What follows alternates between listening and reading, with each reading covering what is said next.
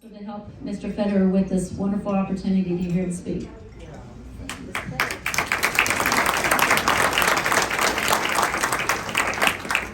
Well, thank you, Jan, and thank each and every one of you for being here, and Merry Christmas. Merry Christmas. I think probably the first time I was down here was with Mary and Peter Myers. But this is so important that you're involved. There's hope for America, and it's the Lord using each and every one of you. Well, I did a book on socialism, and so I thought I would talk about that tonight. So, and then they end up becoming productive for their wives. And then something happens, little kids appear. And the guy has a new emotion of being protective.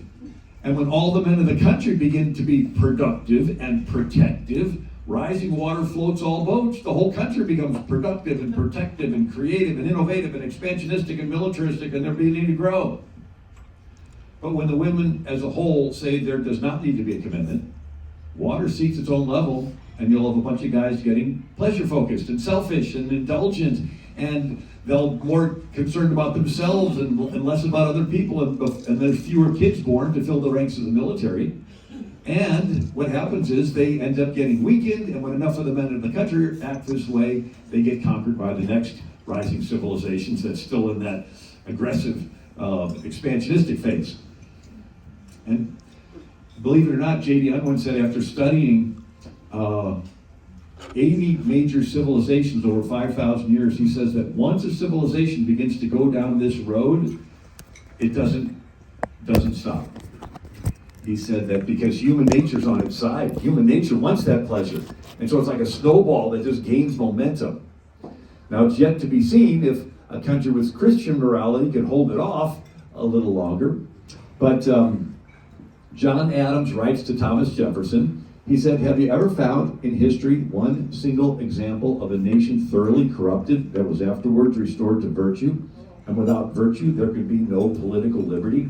Will you tell me how to prevent luxury from producing effeminacy? Intoxication, extravagance, vice, folly, no effort in favor of virtue is lost."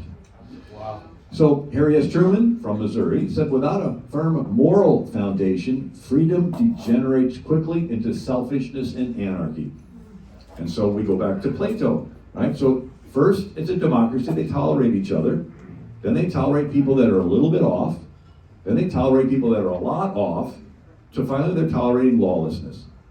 And it turns into random violence on the streets and robbing and stealing and people feeling insecure. And they begin to say, can't someone come along and fix this mess? And that's when some governor comes along and he says, I can fix it. I just need some emergency powers. Just temporarily. And I'm going to take away these powers because I want to help you. I'm going to take away some of your rights and freedoms, but I want to help you. And Plato says, last of all comes the tyrant. When he first appears above ground, he's a protector. He's full of smiles, right? He looks real friendly and gives great speeches and everything. But he begins to consolidate power. And it says, if any are resistant to his authority, he will have a good pretext for destroying him. And then Plato says that when he begins to get too powerful, the people cast it in his teeth. And he has a choice. Give up the power, which he's not inclined to do, because Plato called him a lover of power, or get rid of the people confronting him. And so he decides to purge his administration and his military of anybody that has virtue. All he wants is yes men. And Plato says, how does the protector begin to change into a tyrant? He begins to grow unpopular.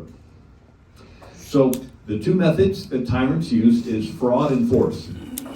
Fraud is they'll just lie to you and keep you strung along, but when people begin to see through the lies, and then people see that this guy's lying to me and they begin to go down in popularity, the only tool left in his toolbox is force. So when you see a tyrant beginning to grow unpopular, the next thing you can expect is for them to purge the military of anybody that has morals and virtue so that they can use the military to force people to follow their agenda.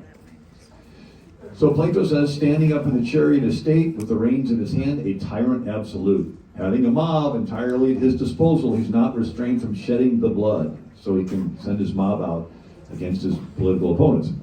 So Plato says that a democracy is doomed to fail because it's based on the people having virtue, and people really don't have virtue, if you give them a choice between giving up their life or giving up their virtue, they'll always give up their virtue to save their life. Now, ancient Israel's attempt to rule themselves without a king lasted a little longer because they had a big magnet in the sky called God. And people were virtuous because they were accountable to God. Athens did not have that. By Plato's time, Athens had a bunch of fickle deities that nobody believed in anyway. So Plato says this democracy experiment, it's just a matter of time until it collapses. And Plato, believe it or not, 380 BC, said if someone was born that truly had virtue, the world would crucify him. This is what he writes. If a truly just man lived, let him die as he lived. I might add that the just man will be scourged, racked, bound, and will at last be crucified. 380 years before Christ, he said that. So Plato said the best you can hope for is a nice tyrant. He called him a philosopher king. Now, even if there was such a thing as a nice tyrant, and even if he really did good, he does not live forever, and the power gets handed on to some son or grandson that's a lousy ruler, but he likes the perks of the job, and so he wants to stay in power, so he becomes oppressive. And so the Bible example is, remember Joseph in Egypt concentrated power into the hands of the Pharaoh? And what did that Pharaoh do with the concentrated power? Well, that particular Pharaoh fed the children of Israel, gave them the best land of Goshen, even gave them jobs taking care of his cattle. But then there was a new Pharaoh that did not know Joseph. And he used all that concentrated power to oppress the children of Israel, make them slaves, and even throw their sons in the Nile River. So that's the dilemma. You get a good guy up there, and he wants to concentrate power so he can do good more efficiently, but he's not in office forever, and he gets handed over to some bad guy that uses it oppressively. You know, Reagan ran for president on the platform that he was going to abolish the Department of Education.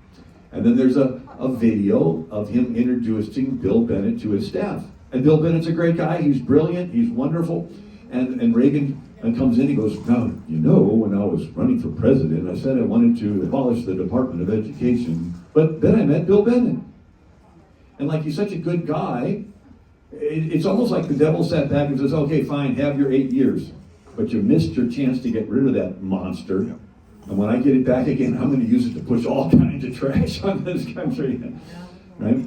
So that's the dilemma. You get a good person in, and they want to concentrate power so they can do good more efficiently, but sooner or later it gets around to the other side, and they use that oppressively. And so Plato says that since democracy is doomed to fail, the best you can hope for is a nice tyrant, and he's going to bring structure. He's the head of gold, and his administrators and military are the arms and chest of silver. Together they make up the ruling class, and everyone else is the abdomen of iron and bronze. They are the ruled class. So socialism, going all the way back to Plato, is a two-tiered society of a ruling class and a ruled class. Now, the ruling class, they're above the law, they're politically connected, they're supported by the commoners. They can do special things, like getting their hair styled when nobody else can. Right? Now, the ruled class, the commoners, yes, everyone is provided for, but nobody owns anything. Everything's owned in common, and it's the ruling class that decides who gets what. And so there's a saying, he who holds the purse strings has the power. Right? So everybody's equal. Okay, great. Who's actually in the government position handing out all this equal stuff? They're going to be tempted to want to slip a little extra to their family and friends on the side. And they're going to be tempted to want to hold back from somebody they don't like. And before you know it, it gets discretionary. And it ends up, I tell people, students, well, socialism, isn't that where everybody owns everything equally? I say, question, who decides who lives in the nice house and who lives in the dumpy house? Somebody in the government dictates those things. Well, whoever ultimately dictates those things is the dictator. So every experiment of everybody owning everything equally always ends up with a dictatorship. And Everyone's provided for, no one owns any property. There are no families in Plato's perfect society. The government decides who gets to have children, and then the government takes the children away from the families and brings them into the city where they're indoctrinated. Plato said, when the true philosopher kings are born in a state, they will set in order their own city. They will take possession of the children who will be unaffected by the habits of their parents. These they will train in their own habits and laws. And these children will be taught lies, noble lies. Plato said, we want one single grand lie which will be believed by everybody. But it's okay to teach them lies because the lies help this tyrant king stay in power, and since democracy is doomed to fail, the best you can hope for is a nice tyrant king. And but could you imagine the government taking the children away from the parents and bringing them into the cities and teaching them lies? China. So Plato's perfect society of Atlantis inspired Sir Thomas More. In 1516, he wrote Island of Utopia. And the word utopia means nowhere. It's a fictitious island off the coast of South America, supposedly discovered by Amerigo Vespucci. So this is like 20 years after Columbus discovers the New World. And so these philosophers in Europe are saying, hey, New World, we can start new societies and we can just have it be just ideal and perfect. And so on this island of Utopia, the book is written as a dialogue. That's the way the Greeks wrote Plato. It's a conversation, you're sort of listening in. And so the dialogue is with a traveler named Hyphlodeus, which means peddler of nonsense. So we have the island of nowhere, told to us by the peddler of nonsense. And on this utopia, it's perfectly structured. There is a upper class rulers, lower class commoners. There's free health care. There's free identical clothing. Everyone receives free welfare. There's free meals in monastic communal dining halls. Everyone lives in free, identical, 3-story public housing. There's no locks on doors. There's no private property. All property and goods are stored in the communal warehouse, and it's the ruling class that decides who gets what. There's no taverns, no ale houses, no coffee houses, no places for private gatherings, no privacy. Everyone is tracked everywhere you go with an internal passport. If you're caught without it, it's a lifetime of slavery. This is 1516, he wrote this. The government decides everyone's careers. There are no families on Sir Thomas More's Utopia. The government regulates childbearing, sort of like China's one-child policy or Margaret Sanger's Planned Parenthood. No woman shall have a legal right to bear a child without a permit. There was a recent leftist social engineering politician, and the WorldNet Daily had the article, parents warn they may soon need a license to raise their own children. Well, Plato's Island of Atlantis. Now, Sir Thomas More wrote his Utopia as a veiled criticism of Henry VIII. Henry VIII had been Catholic and then decided to divorce his wife and become Protestant, and those that didn't immediately follow him, he ended up killing. And so that's how he killed Sir Thomas More. And but then that inspired Sir Francis Bacon, and he wrote New Atlantis. He names it New Atlantis because he's directly referring back to Plato's Atlantis. And this is a fictitious island in the Pacific.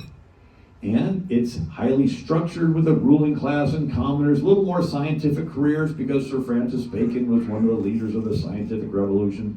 But the government dictates everything. Someone wrote a satire on this, and you've read it. Jonathan Swift's Gulliver's Travels. Gulliver's washed up on an island of Lilliput, right? It's an island and it's perfectly structured with this ruling class that's ridiculous and wanting to control every minutia of everybody's lives, and then the rule class that just have to work their jobs their whole life. Now, why is this important?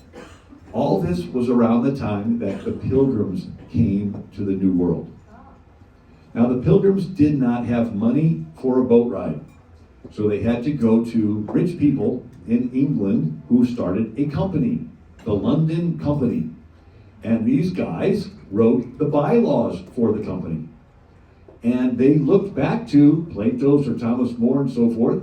And so the bylaws of the Pilgrims said all profits and benefits that are got by trade, traffic, trucking, working, fishing, or any other means shall remain in ye common stock. And all are to have their meat, drink, and apparel, and all provision out of ye common stock. Well, they tried it and almost starved to death. William Bradford said, who was the governor of the Pilgrims, he said, the failure of that experiment of communal service, which was tried for several years by good and honest men, proves the emptiness of the theory of Plato and other ancients applauded by some of latter times. I just think it's amazing that the Pilgrims mentioned Plato. They knew that they were trying to live out this theoretical, everybody owning stuff in common. Right? So here you got Plato's or Thomas More's or Francis Bacon, all these guys sitting around a table saying, hey, now if you were to set up a new society, it's all theoretical. The Pilgrims actually trying to live this thing out. And it fails. Bradford says that the taking away of private property and possession of it in community would make a state happy and flourishing, as if they were wiser than God.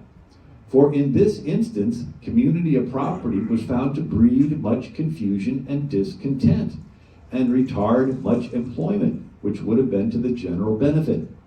For the young men, who were most able and fit for service, objected to being forced to spend their time and strength in working for other men's wives and children without any recompense.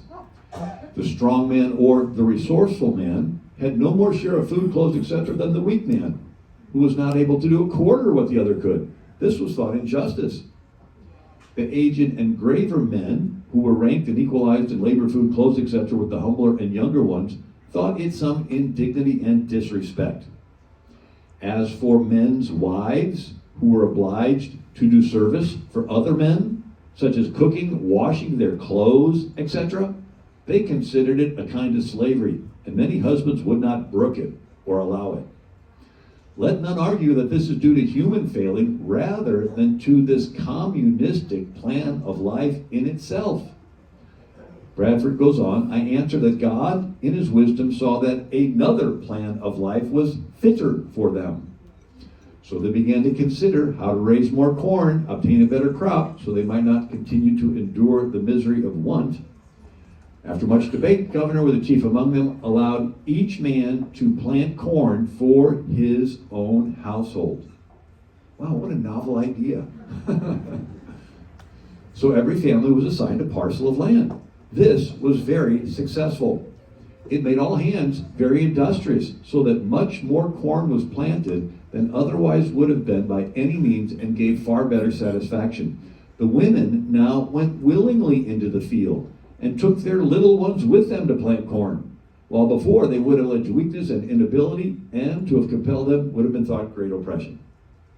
Right? So they tried this, let's just own everything in common, and it didn't work, and so they scrapped it and they gave everybody their own plot of land. Now, wasn't the early church socialist? Actually, the early church was the early church. Socialism is counterfeit early church. And the differences between the word voluntary and involuntary, and church and government. So the early believers voluntarily sold their land and laid the money at the feet of the church, right, for the apostles, for the church to distribute. They didn't have their land taken away and forced to put the money at the feet of Pilate for the Roman government to distribute it. So when the children of Israel went into the promised land, every family was given land.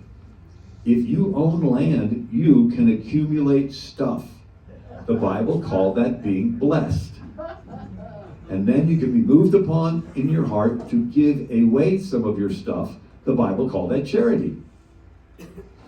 Right? Lenin said socialism is a transition phase between capitalism and communism, and Karl Marx says communism can be summed up in one sentence: abolition of private property.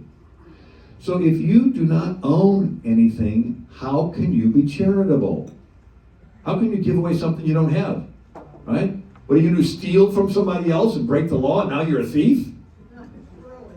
No, God entrusts you with stuff, and you have the opportunity to manifest in this physical world what spiritually is in your heart.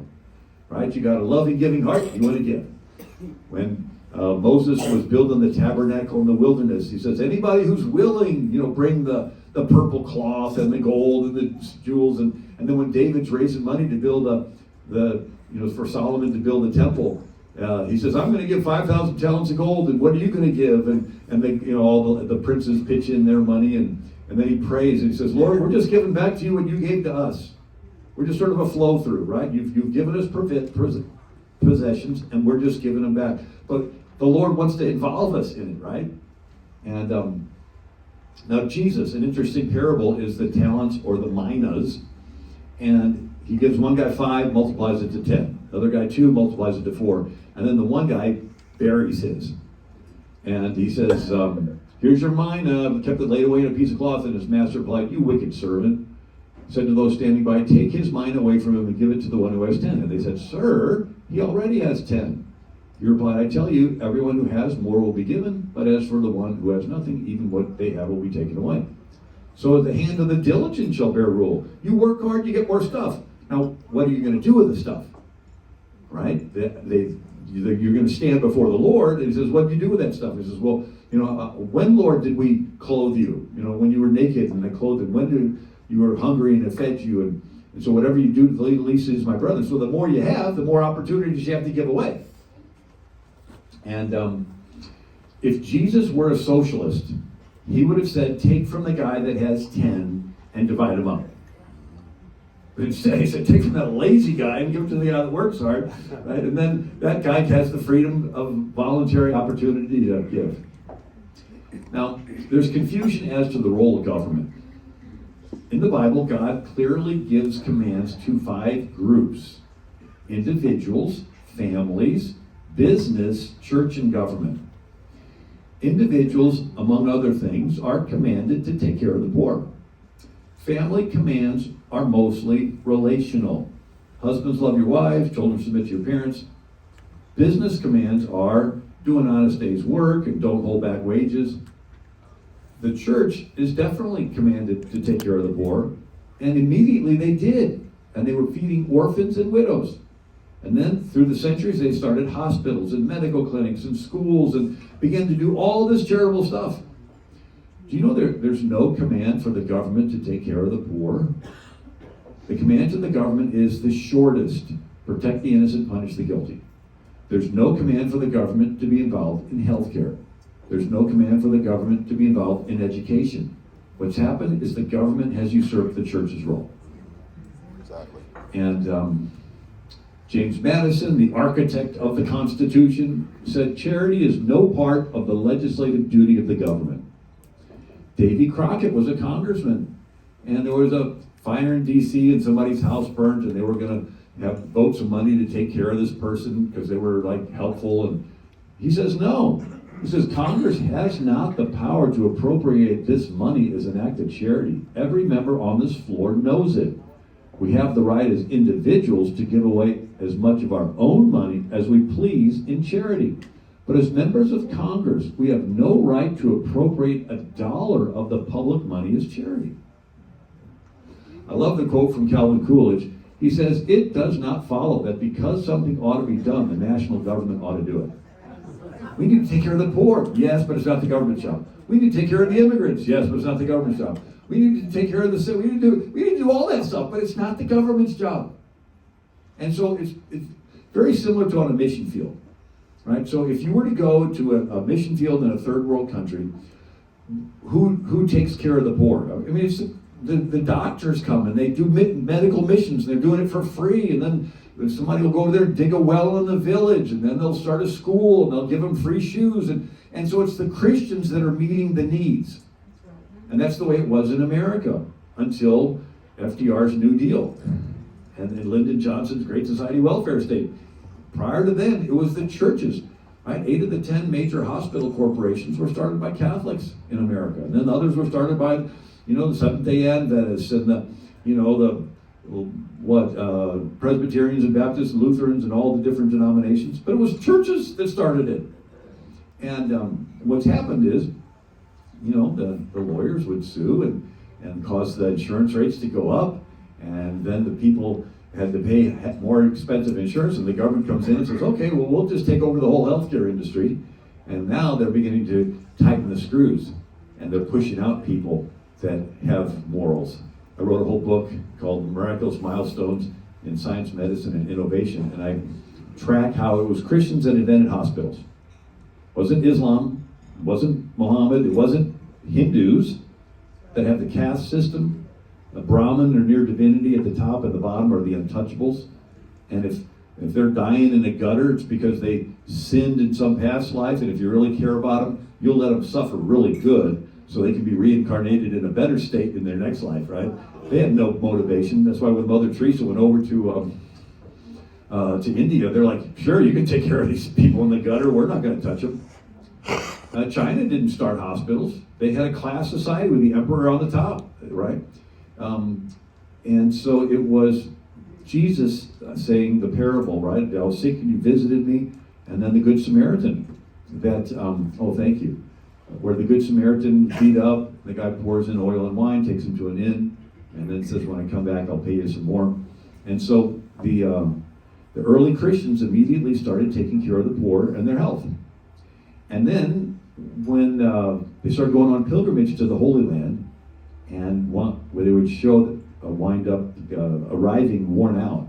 And so that's when the decision was made to have an infirmary in every cathedral to take care of these people going on pilgrimage. So the Latin word for pilgrim or traveler is hosp, H-O-S-P.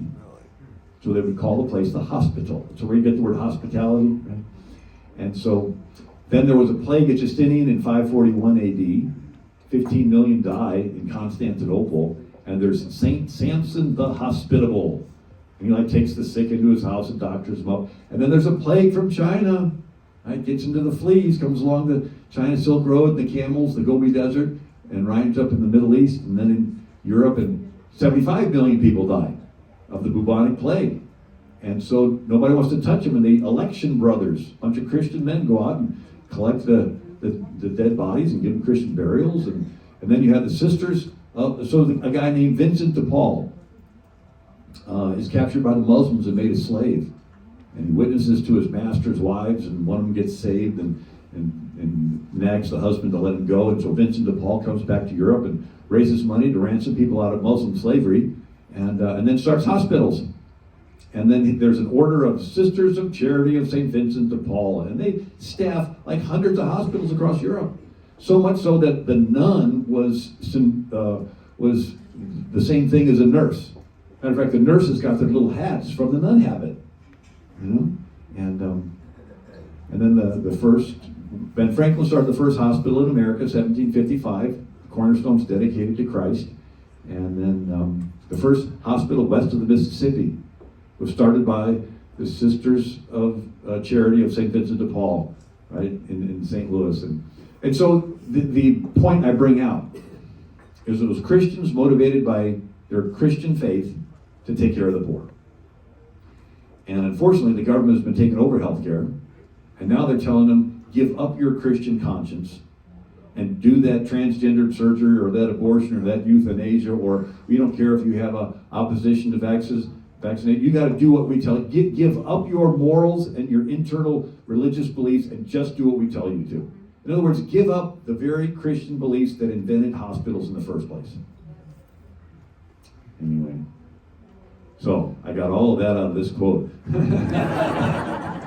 Hopefully we'll get through this tonight. So Gerald Ford, I love this quote. He said, people say, why don't you expand that program and spend more federal money?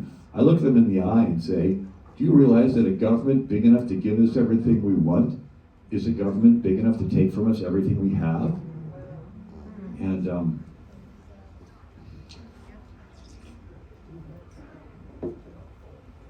now what if older fish could tell younger fish to stay away from shiny things dangling in the water?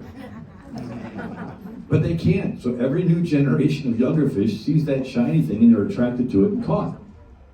Socialism is a shiny thing dangling in the water. Free food, free clothes, free education, free welfare, free. Free is attractive. But there's a hook there. You give up your freedom and you become dependent. Now when the church helps anybody, it's called disinterested benevolence. You want the person to get better for no other reason than you want them to get better, and hopefully they'll help the next needy person that comes along. Whenever the government helps anybody, it's always in exchange for something. You're in Egypt, you need food, the government comes along, gives you food, but it's in exchange for your land and your cattle. Now, when the church helps anybody, it's personal. And the giver experiences the joy of the Lord of being used to help somebody, and the recipient experiences the love of God through a real person.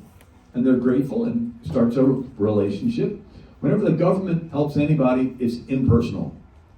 You don't know whose pocket that money came out of that went into your welfare check.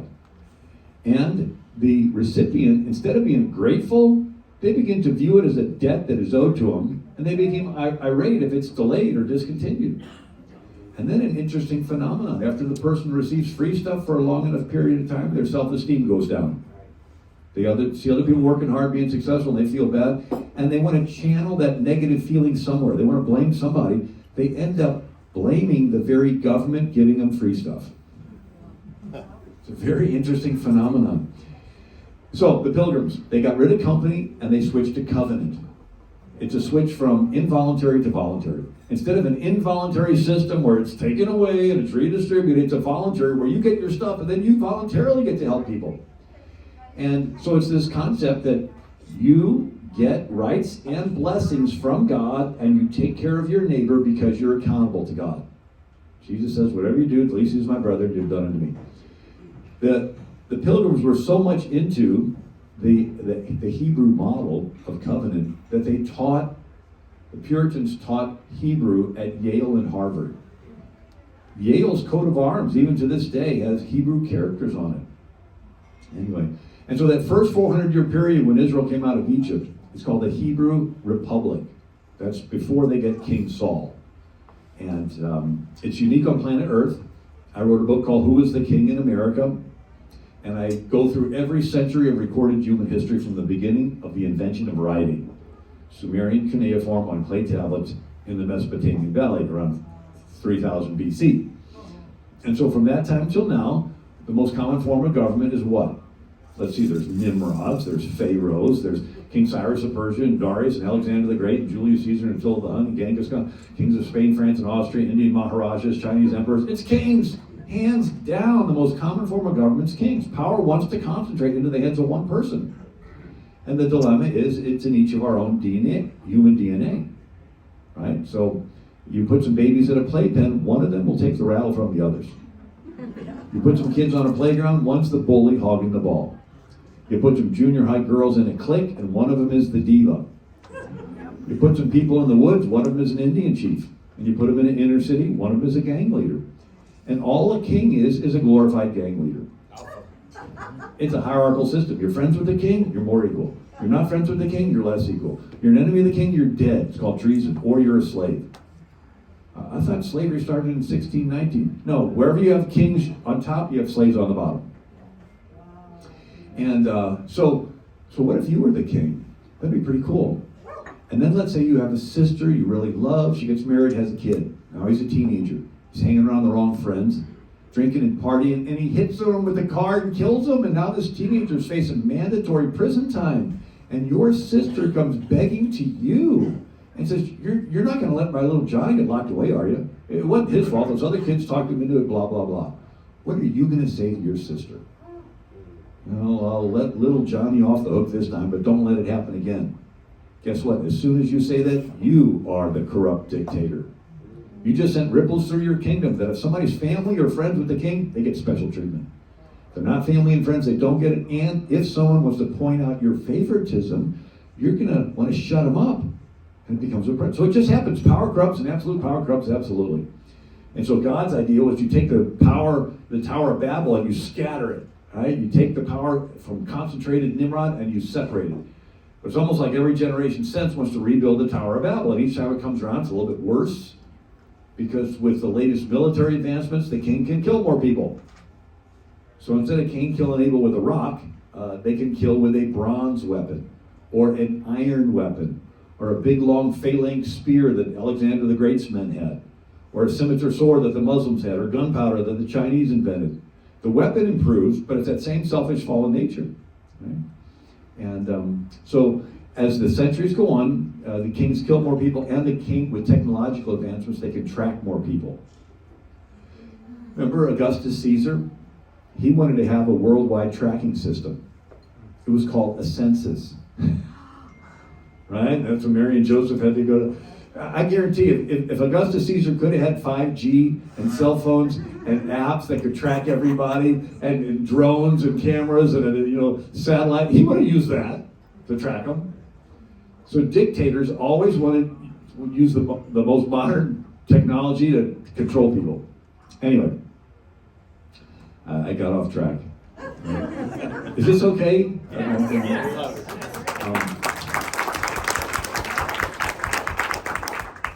So Israel, the first 400 years out of Egypt, is the first time you have a nation with millions of people and no king.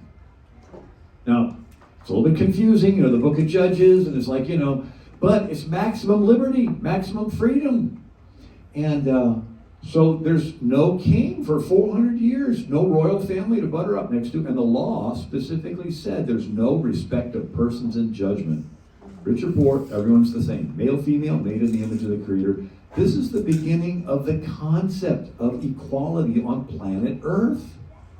And Israel, even though they were worshiping the one true God, they never felt compelled to force anybody. Right? Get your lamb and drag it to the temple. No, so it's the beginning of the idea of tolerance, that your worship of God is only pleasing if it's voluntary. And then Israel was the first nation with private land ownership. Again, if you own land, you can accumulate stuff, you're blessed, and you can give away some of your stuff, that's charity. Israel had no police. Everyone was taught the law. Everyone helped enforce the law. It was like a mom watching a bunch of neighborhood kids. She has no problem correcting somebody else's kid. In ancient Israel, everybody corrected everybody. Israel, the children were taught the law, and they could read.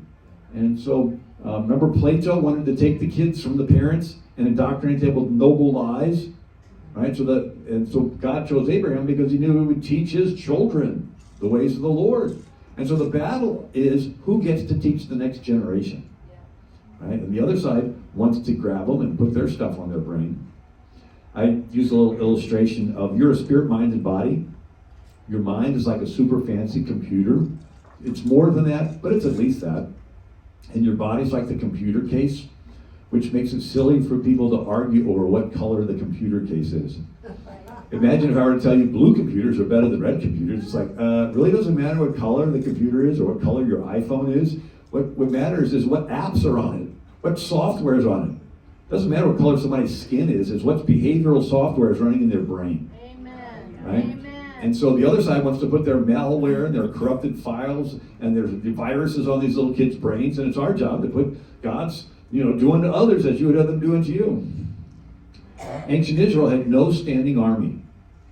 Where you have a king, he has an army to enforce his will. In Israel, every man was in the militia and armed with a sword upon their thigh, and they were ready at a moment's notice to defend their family and their community. And Israel had no prisons.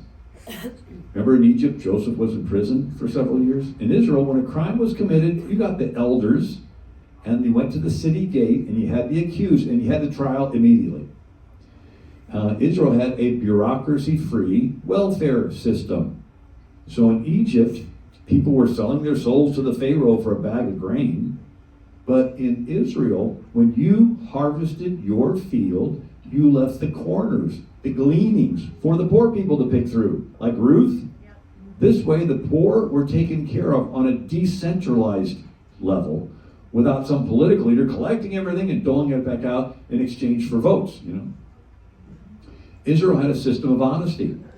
God hates unjust weights and measures. Well, this became the basis for commerce. You could trust people. And then Israel got to choose their own leaders of every village and town. Moses spake unto the children of Israel, and he said, how can I alone bear your burden? Take you wise men and understanding and known among your tribes, and I'll make them rulers over you. So the people that hate covetousness and you just can't bribe them, right? And so this was an election process within the tribe. It was a bottom-up form of government. Anybody could be raised up into leadership. Here's Gideon from a nobody family. Here's Deborah, a woman who's not related to royalty. It's just her. She knows the law and she's honest.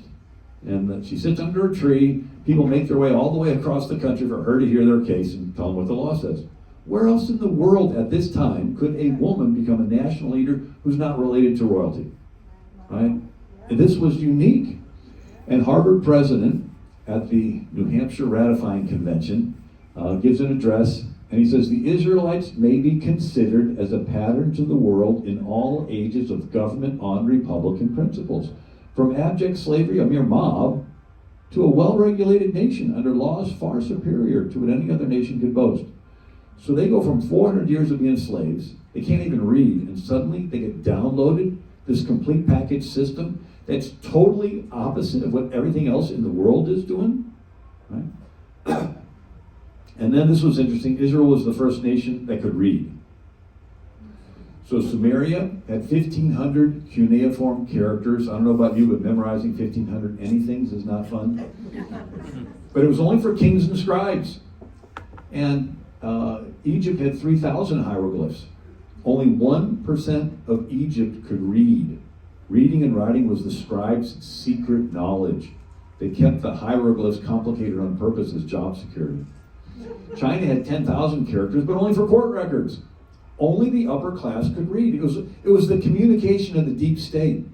They knew amongst themselves what was going on, and the common people were kept in the dark. We had a little of that in America prior to the Civil War. Right? Lincoln, Republican, freed the slaves, but the Democrat South, Frederick Douglass grew up on a plantation, and the slave master's sister-in-law was teaching them the alphabet. Her husband walks in, yells at her, and says, "Don't you know it's illegal to teach slaves to read?" And he makes her stop. Frederick Douglass said, "That was the first sermon that convinced me that I wanted to learn how to read." Right? So for dictators to rule, you have to have the people be ignorant. And anthropologist Claude Levi-Strauss said, ancient writing's main function was to facilitate the enslavement of other human beings. So when Moses comes down the mountain, he does not just have the law. He has the law in a 22-character alphabet. First letter is Aleph, second letter Beth. Sound familiar? It's so easy to learn. Kids can learn it. No longer was reading and writing just the upper class that knew what was going on. Everybody could read. I mean, imagine if he came down the mountain with the law in 10,000 Chinese characters. And you got the donkey and the rabbit and the monkey. It's like, no. So the people of Israel, not only were they given rights and freedoms, they could read for themselves so they could maintain their rights and their freedoms. Right? It's an educated, moral populace. Here's a quote from Eupolemus, 158 BC. Moses was the first wise man that taught the alphabet to the Jews, who passed it to the Phoenicians, who passed it to the Greeks. So if you think of power, government power as a spectrum, a line. One side's total government, the other side's no government. Right? So for the sake of illustration, everybody put up a fist in one hand and say concentrated power, concentrated power. And your fingers apart with the other hand, say separated power, separated power. Now back to the fist, concentrated power, concentrated. That's world history. For most of world history, power is in the hands of the Pharaoh, Caesar, Kaiser, Sultan, Tsars. Very rarely is power stretched into the hands of the people, but in time of panic, they let go and the rubber band snaps back into the hands of the king. So if we're going to take the power away from the king and give it to the people, it would be chaos unless the people are taught the law. I was trying to think of a way of explaining it. And I thought of an app. So imagine everybody has GPS. You can get from one place to another all alone in your car because you've got this app. But imagine a behavioral app that tells you how to act in real time. Instead of turn left 50 yards ahead, it tells you how to act. And the Levites are the computer geeks that help you to download this app. And so it monitors your heart rate, and it sees you're about to lose your temper at somebody, and it'll say, alert, alert, don't blow it, And then it sees you eyeing something on a table, and it sees there's nobody else around, and it checks your bank account's low, and it checks you've been Google searching a particular item, and it's running this algorithm that you're being tempted to steal that, and it'll say, alert, alert, don't steal, right? So imagine a behavioral app. And the Levites are the computer geeks that help you to download it. And everybody in Israel has this app. It's called the Ten Commandments. They got it memorized in their heart. But the big question is, why would you follow it? What would motivate you to follow an internal moral? Israel had the key ingredient. There's a God who is watching everyone. He wants you to be fair, and he's going to hold you accountable in the future. So you're about to steal, nobody's around, you know you can get away with it, and then you think God's watching me. He wants me to be fair. He's going to hold me accountable in the future.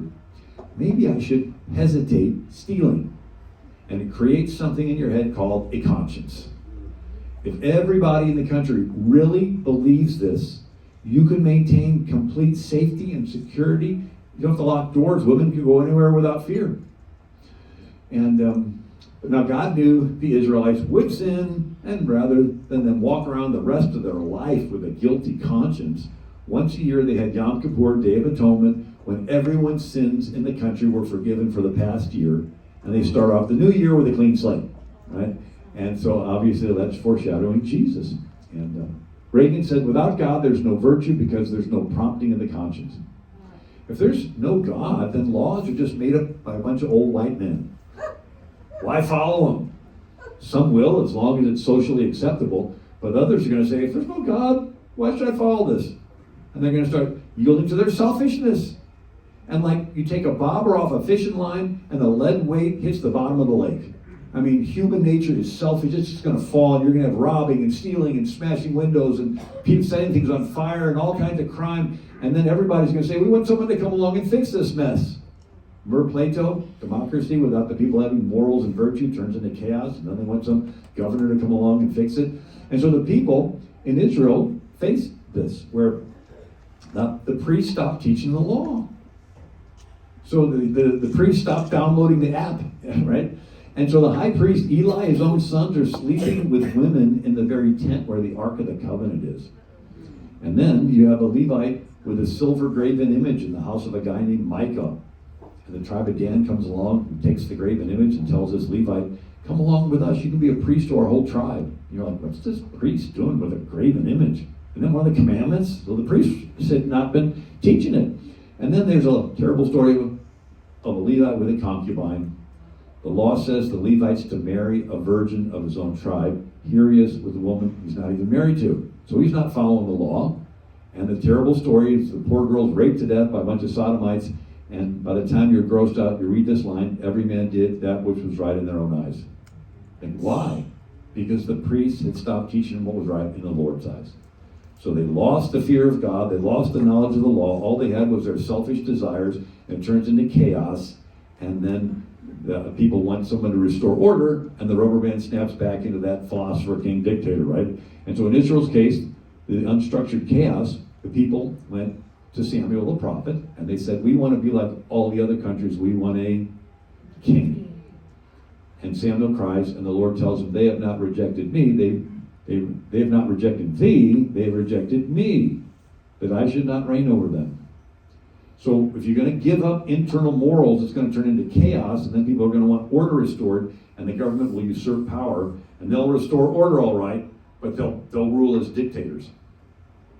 And anyway, so King Saul's the king, and he rules as a tyrant, and he's pouting that his son became friends with David. And he goes to his soldiers, you don't care about me. And Doeg the Edomite says, King, I care. I saw David go to this town. The priest gave him some bread and the sword of Goliath.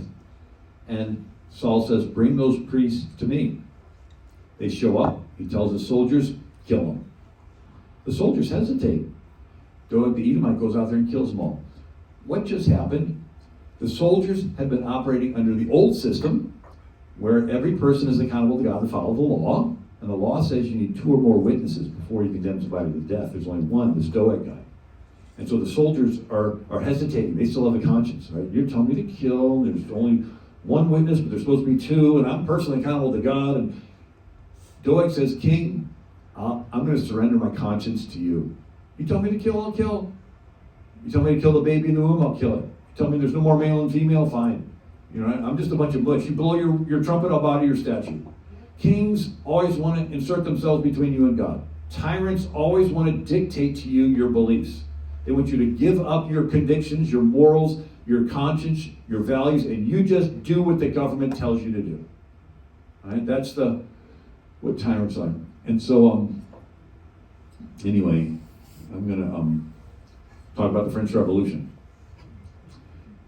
So we talked about ancient experiments with socialism, right? Plato, and we talked about Sir Thomas More and Francis Bacon. We talked about the Pilgrims, and then the Pilgrims didn't like socialism, and so they did the Israel covenant model. So we talked about Israel for a while, but the modern experience with socialism goes back to the French Revolution, and France helped us, and you know what they got in return for helping us?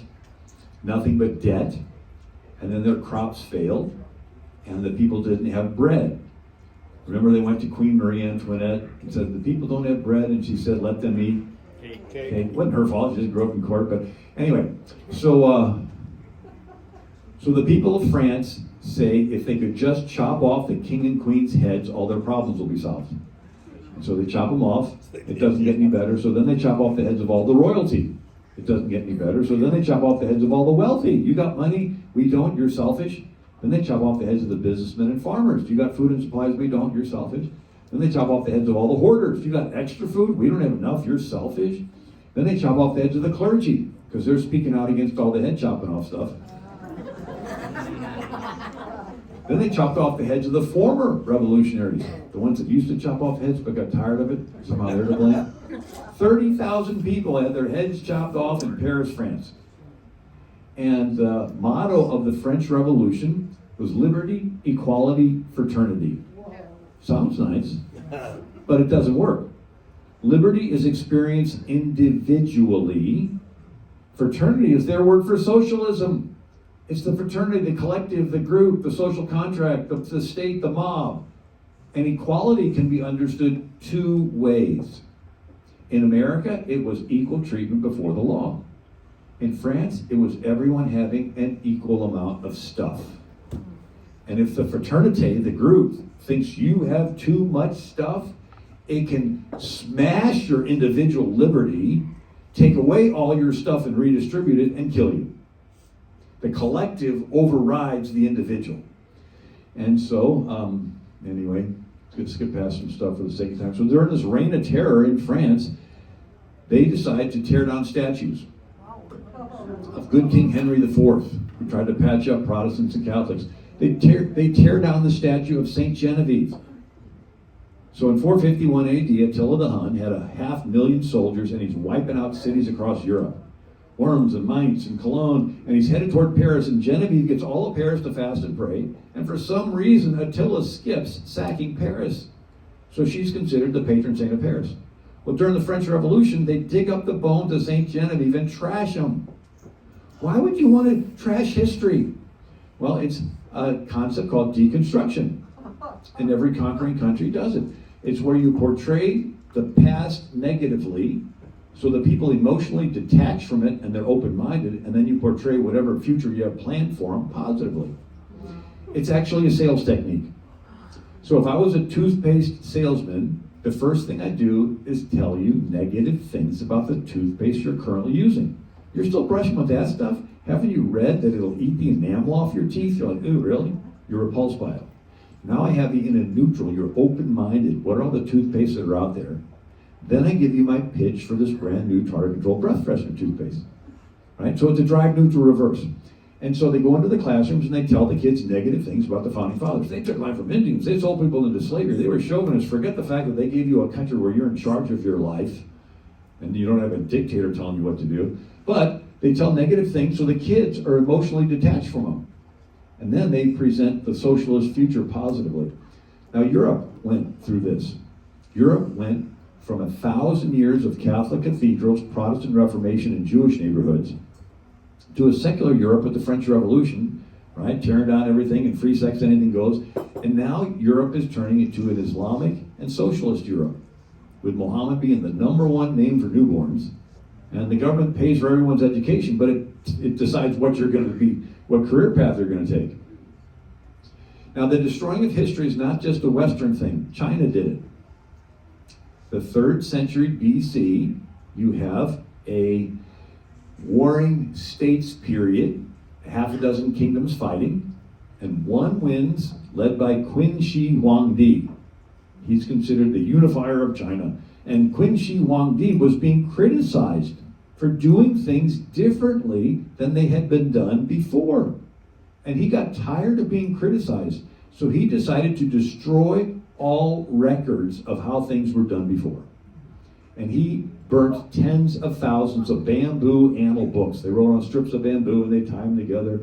And they thought, why would you do that? Here is his Chancellor Li Si in 213 BC said, I, your servant, propose that all historians' records other than Qin's be burned. If anyone under heaven has copies of the classics of history, they shall deliver them to the governor for burning. Anyone who dares discuss the classics of history shall be publicly executed. Anyone who uses history to criticize the present shall have his family executed. Anyone who has failed to burn the books after 30 days of this announcement shall be sent to build the Great Wall. So you want to get rid of the history. So this happened in China again with Mao Zedong in the Cultural Revolution in the 1960s. He destroyed the oldest Buddhist temple in China. He just destroyed the great gates of Beijing. And he did white shaming. So anybody that had a Western education, doctors, lawyers, teachers, they would pull them out into public and they would cut them and they would bleed, and the more blood these radical kids got on them, the more they were Antifa, pushing this revolution, and then they burnt all their different Buddhist statues, and then they destroyed all this stuff, and this is a recent one. So this is Xi Jinping ordering erasure of Genghis Khan from Chinese history. So Genghis Khan was Mongolian, and in the 1200s, he conquered and had the largest empire in history to that date. And but it's an embarrassment to the Chinese that a Mongolian ruled them for a century.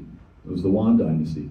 And so Paris was going to have an exhibition on Genghis Khan, and Xi Jinping said no and had it canceled. So Pol Pot did the same thing in Cambodia. He brought communism there, and he decided that 1975 would be the new year zero, and anything prior to that was irrelevant, and he killed anybody that wore glasses. He said if you wore glasses, you could read. If you read, you knew the history, and he wanted to get rid of history. He kills a third of his country. And the Muslims do the same thing, right? So they come into countries, they destroy libraries and museums and artwork. And Alexandria, Egypt, had the oldest library in the world, and when Emir Ibn al-As conquers it, they asked Caliph Umar what to do with all these books, and he said every book that does not agree with the Quran, destroy. And every book that does agree with the Quran is redundant, because we have the Quran, so destroy them all. Supposedly it took 6 months to burn them. And they're still doing it today. So this is the Mosul, Iraq, had the Museum of the Assyrians. 900 AD, or BC, 900 BC, Assyria was the biggest empire in the world. Remember, Nineveh was the capital, and they took the 10 northern tribes of Israel captive. So it was a big deal. But here, just a few years ago, ISIS is destroying all these 900 BC statues in the Assyrian Empire. Today it's called the 1619 Project, or Howard Zinn's People's History of the United States, and it's intentionally to portray the founders of the country negatively, so that the students will emotionally detach from them. Then you get the kids into a neutral where they don't have a clue where they came from, and then you it's like a gene replacement therapy for a culture. Take out the old identity, put in the new. And that's what's happening right now. We call critical race theory in the schools. They're literally wanting to, and I was with D. James Kennedy years ago, and he talked about children are the stem cells of the next generation. I mean, what? So stem cells. So every one of your cells will make a new cell, right? They split. And the moment the new cell is formed, it's not yet, every cell in your body has the entire DNA for your whole body. And as soon as it splits, it hasn't yet turned into one of those other cells. And so scientists can isolate it and then bathe it with hormones.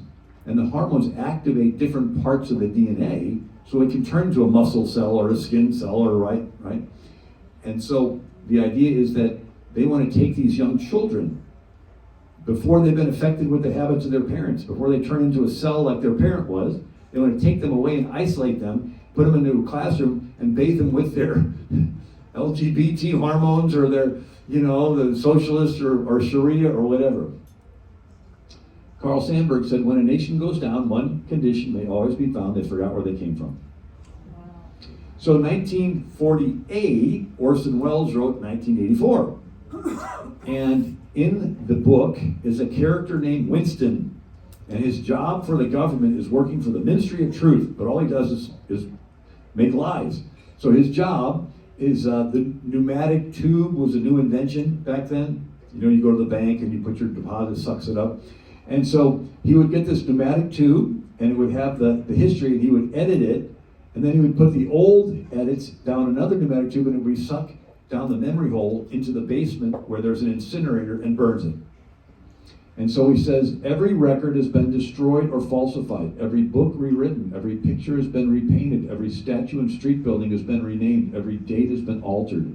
History has stopped. Nothing exists except an endless present in which the party is always right.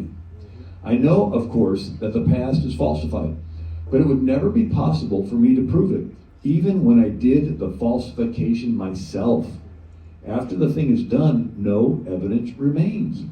The only evidence is inside my own mind, and I don't know that any other human being shares my memories. Everything faded into mist. The past was erased. The erasure was forgotten. The lie became truth. If there's no God and there's no absolute right and wrong, what's wrong with twisting history if it can help you push your political agenda? Right? It's sort of like, in Sharia Islam, they find an artifact in the Middle East that shows the Jews had a temple. What's their response? Destroy the artifact, right? If it gets in the way of their agenda, they don't care about history. And so Orson Welles, those who control the past control the future, but those who control the present control the past. So if you control the present, you get to decide what's in the history books, what are being taught to your kids in the school, and then the people draw their identity and their purpose in life and their trajectory from where they came from. So the French Revolution, they want to get rid of Christian influences and religious monuments and desecrate graves and close churches and ban Christian schools and those nuns. Remember I was talking about those nuns that had the hospitals? They were wanting them to give up their Christian faith and embrace the new secular state. And they wouldn't. And so they lined them up and marched them to the guillotine and chopped off their heads. And they were singing their church song, Psalms 119. And there'd be one less person singing, one less nun singing, one less till no more singing. They chopped them off. It reminds you of the Obama administration suing the Little Sisters of the Poor for not supporting abortion, yet they've taken vows of chastity. It's like, imagine that government doing. So, the head of the French Revolution was a guy named Robespierre, and he gives an address called Terror Justified. He says, lead the people by terror. The basis of popular government during a revolution is terror. Terror is nothing more than swift, severe, and flexible justice. So here, all these nuns and all these people that don't want to give up their faith, they say, well, we got to terrorize the people to get them to give up their faith so they'll embrace this new secular liberty, equality, fraternity. Could you imagine the government committing terrorist attacks on their own people to get them into fear so they'll quickly give up all their freedoms? And then there's a rural area, a farming area called the Vendee. It is far away from the capital. They think they're safe, but lo and behold, the secular army shows up and kills 300,000 men, women, and children in the Vendee. Considered the first modern genocide, became the pattern for every socialist revolution since, where you kill off all the old order so that you can do something new and wonderful. And Robespierre puts a prostitute in Notre Dame Cathedral, covers her with a sheet, calls her the goddess of reason. They don't want done in the year of the Lord. They make 1792 the new year 1. They don't want a 7-day week because it goes to the Bible, so they came up with a 10-day week. Each day had 10 hours, each hour 100 minutes, each minute 100 seconds. They said 10 was the number of man because you count with 10 fingers. They made every measurement in France divisible by 10. They called it the metric system. Maybe that's why I never really liked the metric system. And so in France, there's no God. Who decides what's right and wrong? the mob, the state, the collective, the socialists, right? And so out of that unstructured chaos came a dictator named Napoleon, right? So democracies and republics where the people don't have morals and virtue turns into chaos, and then people want some governor to come along and fix it, and Napoleon seizes power. And now, how am I doing time-wise? 6:30. Is that, thank you. I look around the room, so is there a clock in here? So, You're good. all right. It's 6:32. So it starts to get a little more interesting here. France. So Napoleon conquers, 6 million people die. Afterwards, the king of Prussia said, we can't get conquered that easy again. We need to strengthen the state. And he needs a philosopher to do it. And the philosopher's name is Hegel, Hegel. And now let me go through 4 slides, and we're going to see the difference of how the Pilgrim Covenant turned into socialism. So Pilgrims had a covenant with a personal God. You get rights and blessings from God. You take care of your neighbor because you're accountable to God. Century after the Pilgrims, covenant turned into social contract. And it's just an agreement with your neighbor. It's not a commitment to take care of him. And if God's there, he's distant. This comes out of the scientific revolution, the Age of Enlightenment, where you have Isaac Newton discovering laws of gravity, and Robert Boyle discovering laws of pressure, and Kepler discovering laws of planetary motion. And so some theologians said, maybe God made everything with laws, and like a guy makes a clock with all these complicated gears and winds it up and sets it on a shelf and then walks away. So maybe God made everything, but he's distant. He's not involved. He's busy doing something else. And so this idea of you go from covenant with a personal God to a social contract with an impersonal God, and then the next century it turns into covenant with no God, or social contract with no God. And then the next century it turns into the French Revolution, Marxism and socialism, where the state is God. And then you have Hegel there in Germany, and he says the state is God walking on earth. We must worship the state. All the worth which the human being possesses, he possesses only through the state. Rousseau, who wrote The Social Contract, said, when the state says to a citizen, it is expedient for the state that you should die, he ought to die, because his life is a gift made conditionally by the state. So a century later in Germany, you got the Nazis. Nazi Ministry of Justice authorized physicians to end the sufferings of incurable patients. No life still valuable to the state will be wantonly destroyed. Then you have Pol Pot in Cambodia, says to keep you is no benefit, to destroy you is no loss. Right? So your life is only of value if the state thinks so.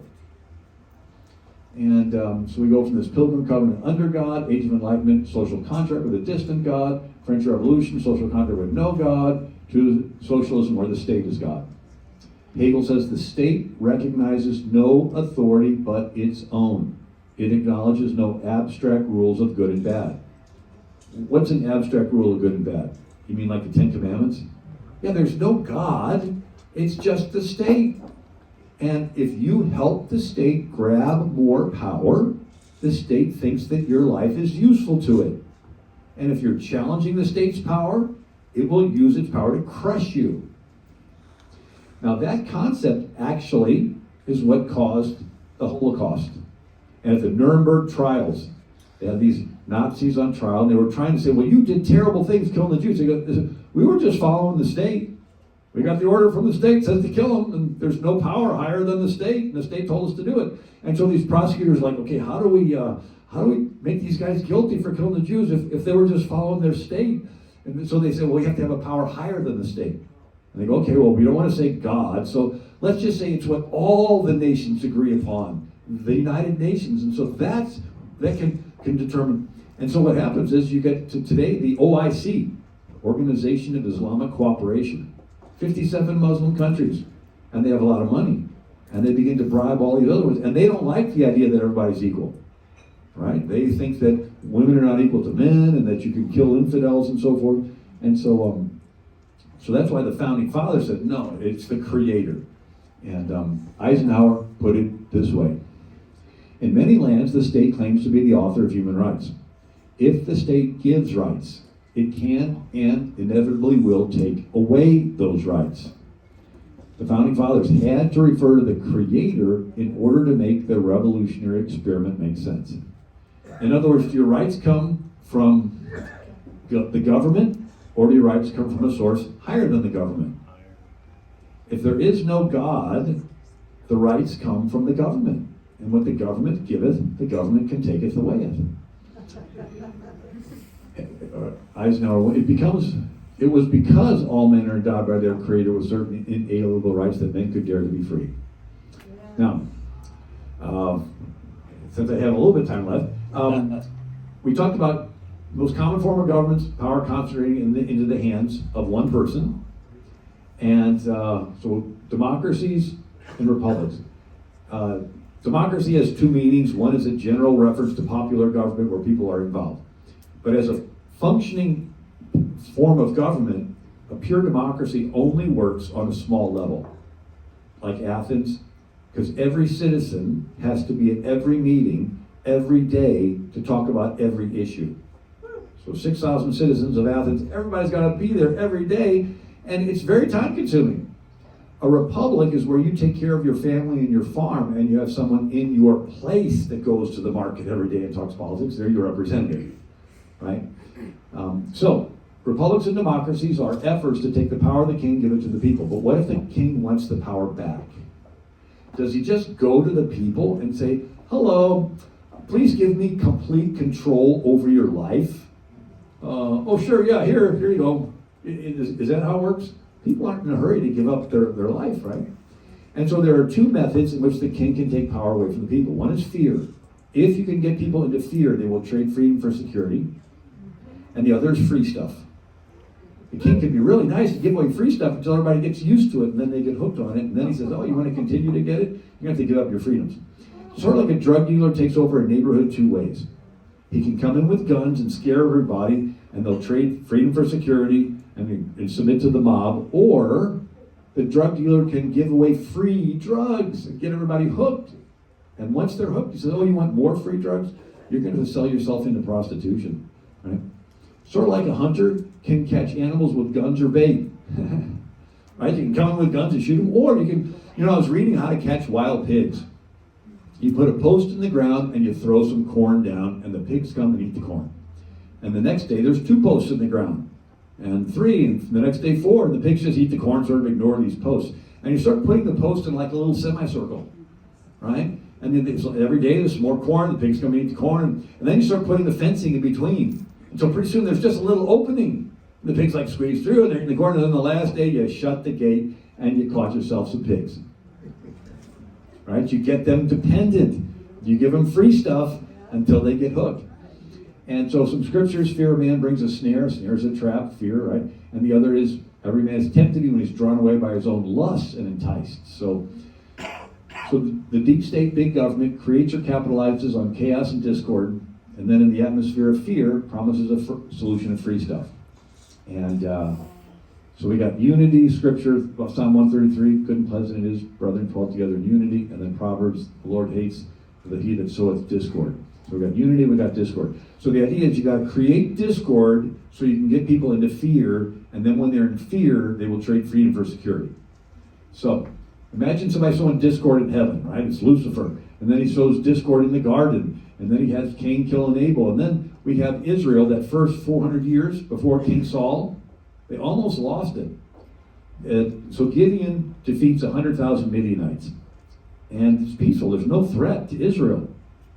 But Gideon has an illegitimate son named Abimelech. And he decides he's going to sow discord to seize power. And he does race identity politics. And so he goes to the town of Shechem, and he says, is it better for you that all the sons of Gideon reign over you? Remember also that I am your bone and your flesh. And then the men of brethren spake in the ears of the men of Shechem, and their hearts inclined to follow Abimelech, for they said, he is our brother. So forget whether or not he can do a good job. He's one of us, right? So it's identity politics. And then they go to the treasury in the city, and they take money to hire rioters, Antifa-type people, right? And it says they gave him 70 pieces of silver out of the house of Baal-berith, wherewith Abimelech hired vain and worthless persons which followed him. And he went into his father's house at Ophrah and slew his brethren, and the men of Shechem made Abimelech king. Right? So there's peace in Israel.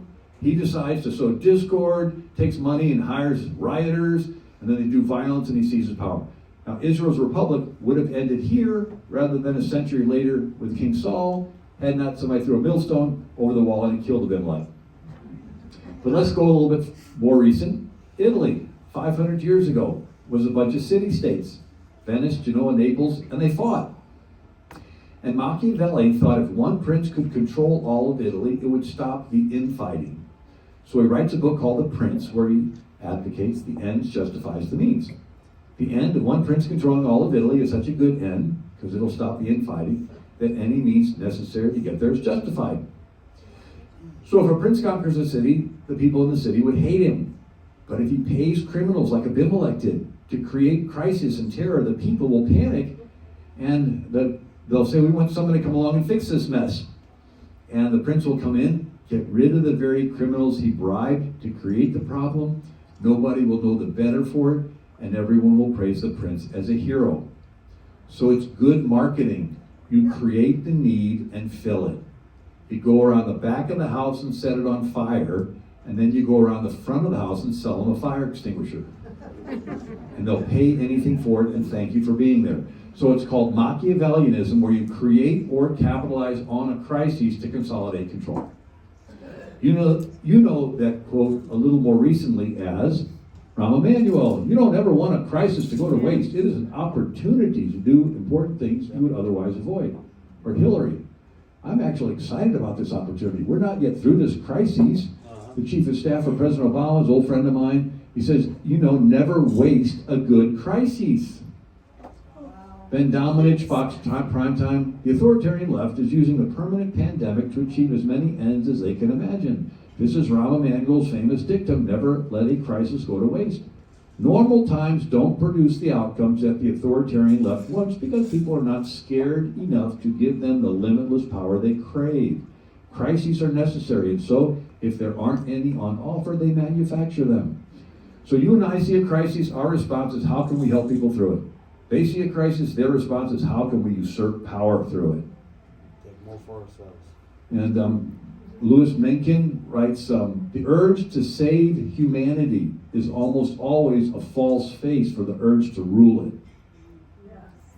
Reagan, one of the traditional methods of imposing statism or socialism is medicine or a healthcare crisis. It's easy to disguise a medical program as a humanitarian project, right? Because it's called virtue signaling, that they care more about people than you do. It's called seizing the moral high ground. And the casinos do it. If a casino wants to move in, people don't want it, they'll cite statistic of crime going up. But if the casino could donate monies to schools, they can seize the moral high ground and say, we care more about children than you do. If you care about children, you'll vote for casinos. And if you don't, you must hate the children. And so what they're saying is that a medical care, unless you surrender your body to the government, you must hate the children. You must hate the grandmother, right? Here's a Daily Caller, says, it appears to be mutating into a totalitarian dictatorship. Reagan, if you don't stop this, behind it will come other federal programs that will invade every area of freedom until one day we will awake and see we have socialism. So, the response to usurpation is resistance. You just have to say no. So every school mom has to push back. Like I was in Iowa, this bunch of school moms decided that little kids shouldn't be wearing snotty masks that get rubbed in the dirt all over on their face because they got like a 0% chance of getting COVID. And so they pushed it and they got the law passed. And then every student now has to push back. And there's some student that didn't like the mandates and he won the case. And it's up to every pastor to push back, right? It's up to every parent. It's up to every one of us, every governor, everybody has to push back because the national politicians let us down, other than people like Josh Hawley, and so the umbrella's been ripped, and now it's raining down on every one of us, and we have to push back. That's why I'm sort of upset at the former vice president. Anyway, so the British Empire. The British Empire became the largest empire on planet Earth. Do you think they just walked into a country and said, hello, please give us control of your country? Oh yeah, here you go. You think that's how it happened? Let's look how the British took over India. So in 1714, they landed in Bengal and opened a trading post. that turns into a trading fort, that turns into them getting involved in local politics and giving guns to one kingdom and guns to another kingdom and stirring up ancient animosities between the kingdoms. And when they break out into bloodshed, the British would come in to restore order, and they would usurp power and take over. And they did this again and again and again, till they took over all of India, a quarter of the world's population. They tried doing this in America during the Revolutionary War. The British land in Canada, General Burgoyne, and he meets with the Mohawk Indians to go out in front of the Americans and the British troops and scalp Americans. And so it's mentioned in our Declaration of Independence. The king has excited domestic insurrection among us, endeavored to bring on the inhabitants of our frontiers the merciless Indian savages, whose known rule of warfare is undistinguished destruction of all ages, sexes, and conditions. The British did it again during the War of 1812. They controlled Pensacola, Florida, and just north of that is Fort Mims, Alabama, and the Red Stick Creek Indians. You know the French pronunciation of Red Stick? Baton Rouge. So the British promised them money for scalps, and so the Red Stick Creek Indians capture Fort Mims, Alabama, and scalp everybody. Here's the historical marker. Here, Creek Indian War, 1813-14, took place, the most brutal massacre in American history. Indians took the fort with heavy loss, then killed all but about 36 of the some 550 in the fort. Creeks had been armed by British at Pensacola in this phase of the War of 1812. Do we really think that the British cared about the Red Stick Indians? No, they were using them to stir up, like Abimelech stirring up, like Machiavelli stirring. They wanted to stir up because they wanted to conquer both. And Washington warns of this. Disorders and miseries gradually incline the minds of men to seek security in the absolute power of an individual. And anyway, let's skip past some of the quotes here. So now we got Germany. So Napoleon conquers Europe. The King of Prussia, a German kingdom, doesn't want to be conquered again. Wants to strengthen the state. He gets a philosopher named Hegel. Hegel influenced Darwin and Karl Marx, who was a member of the Young Hegelians, a radical student group. Hegel sort of looks like George Soros. Hegel has his dialectics, and it's a triangle: thesis, antithesis, synthesis. Sounds complicated, but it's not. So Karl Marx says a thesis is the status quo in a country. You have to create a problem that's really bad. You have to sow discord. And when the discord gets bad enough, the people will panic, and they'll be willing to trade some of their freedom for security, and they'll settle for an answer that's half as bad. Then that becomes the new starting point, and then you create another problem that's real bad, and everybody will give up some more of their freedom to settle for an answer that's just half as bad. And then they'll create another problem that's real bad, and everybody will give up some more of their freedoms to settle for an answer that's half as bad. And every time they settle, the people give up some more of their individual freedoms to the state. 650 million. 650, okay, thanks. So Karl Marx called it critical theory. And so you would come into a country and you observe all the groups, ethnically, religiously, and economically, proletariat versus bourgeois, poor versus rich, blacks versus whites. You pit them all against each other to sow division. And then when the division got bad enough, then people would panic and give up their freedoms to the state. Could you imagine the government breaking people into groups just to have division? And so Jesus says, a kingdom divided against itself cannot stand. So let's look at Germany. I've got some more stuff here, but I don't have time for it. We got Hitler, who's the head of the National Socialist Workers' Party, and the party has a violent arm to it, sort of an Antifa, BLM type arm. It was called Brown Shirts. And they were nicknamed Sturmabteilung, which means stormtroopers, because they would storm into the meetings of Hitler's opponents and disrupt them. And then they would lock arms and block buildings and block public access. Could you imagine people locking arms and blocking public access to places? And then they went into the cities and they smashed the windows and burnt and set on fire over 7,000 stores in the night of broken glass. Could you imagine people going into the cities and smashing windows? And then, did I mention that their capital got attacked, the burning of the Reichstag? And evidence points to Hitler's own people setting the fire, but Hitler used it as an excuse to accuse his opponents of setting the fire, and rounded them all up, and then had them shot without a trial. And when the dust settled, Hitler didn't have any opponents left. That don't sound right. And then Stalin did the same thing. So in 1934, Stalin had an anti-Stalinist Tea Party type group that was gaining momentum, and he didn't like them. But Stalin also had a friend named Sergei Kirov, the party boss of Leningrad, who was giving speeches praising Stalin. So Stalin had an idea. He would assassinate his friend Sergei Kirov and eliminate a potential rival, and blame the killing on the anti-Stalinists, and everybody would believe it because they didn't like Sergei Kirov and they didn't like Stalin. Stalin used that as an excuse to round up and kill over 1 million people in the First Great Purge. Could you imagine the government committing?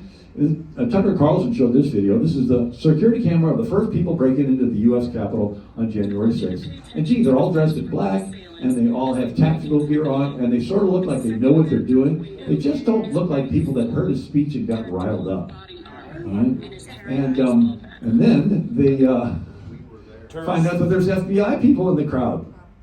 And here's a Gateway Pundit. FBI image, January 6th, deep state operation. Here's another one.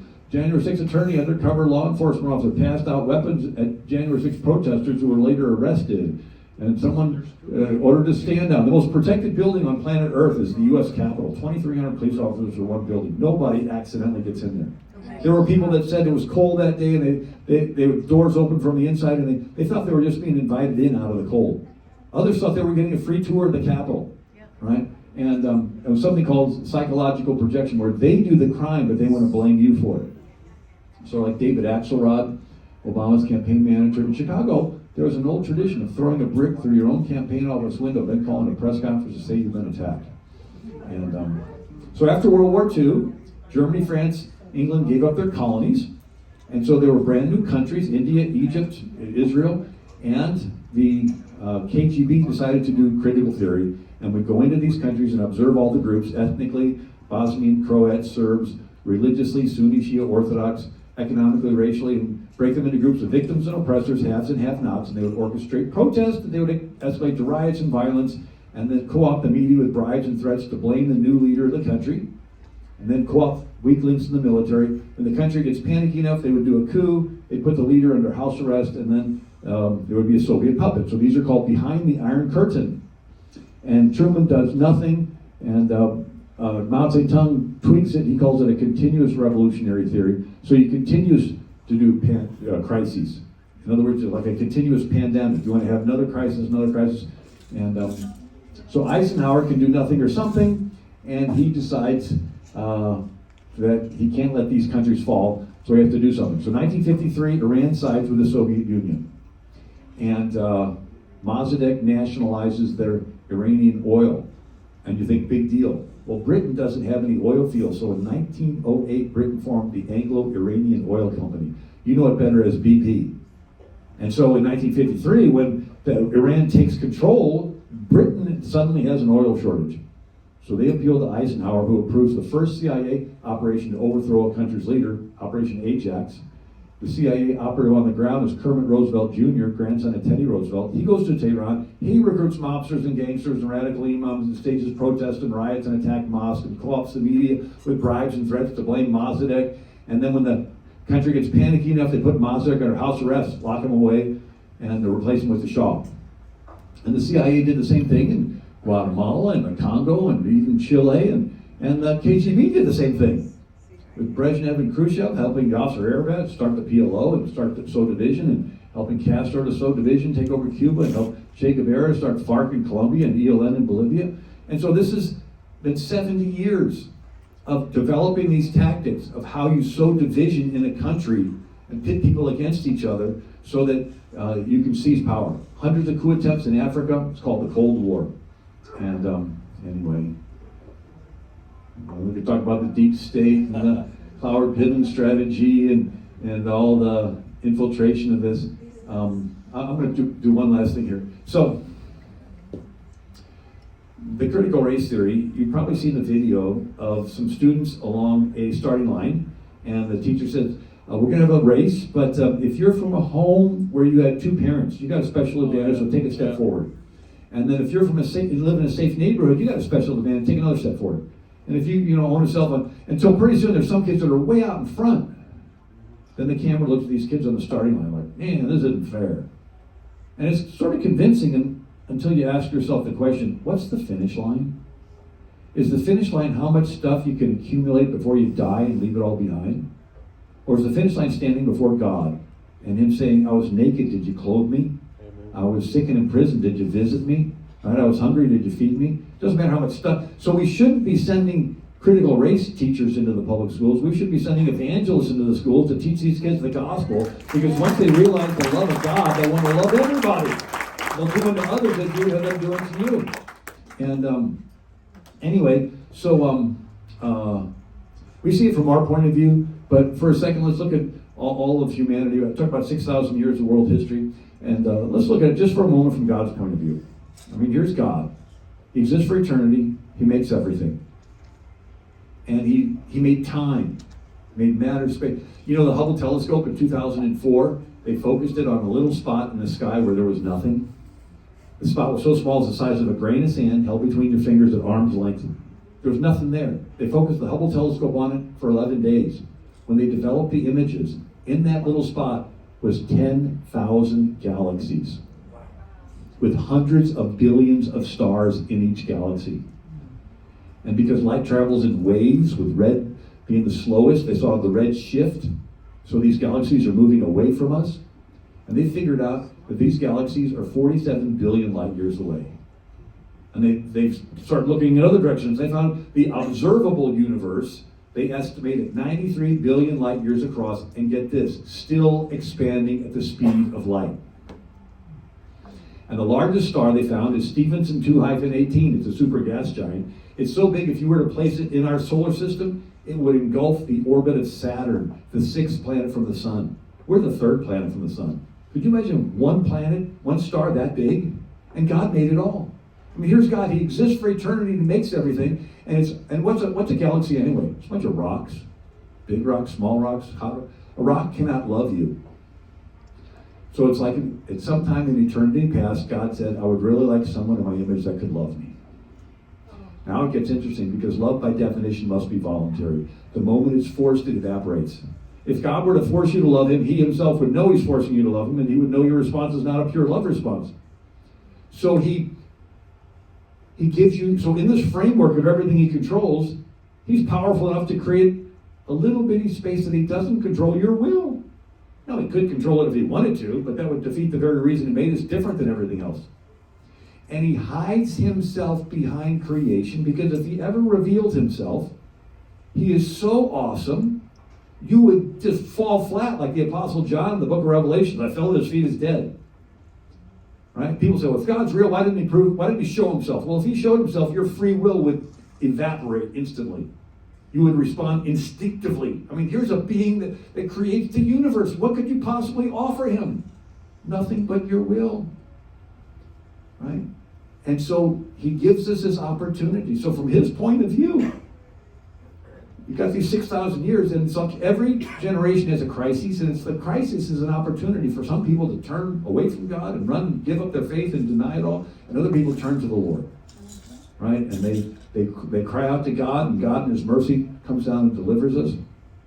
Now the other part of it is God's a just God, which means he has to judge every sin. So if he gives us the free choice to love him or not love him, and what if we blow it and choose against him, but then we love him, the just side of him will have to judge us. Right? So a just judge has to judge every sin. And in law, silence equals consent. So if there are sins going on and God's not judging them, his silence would effectively begin consent to them.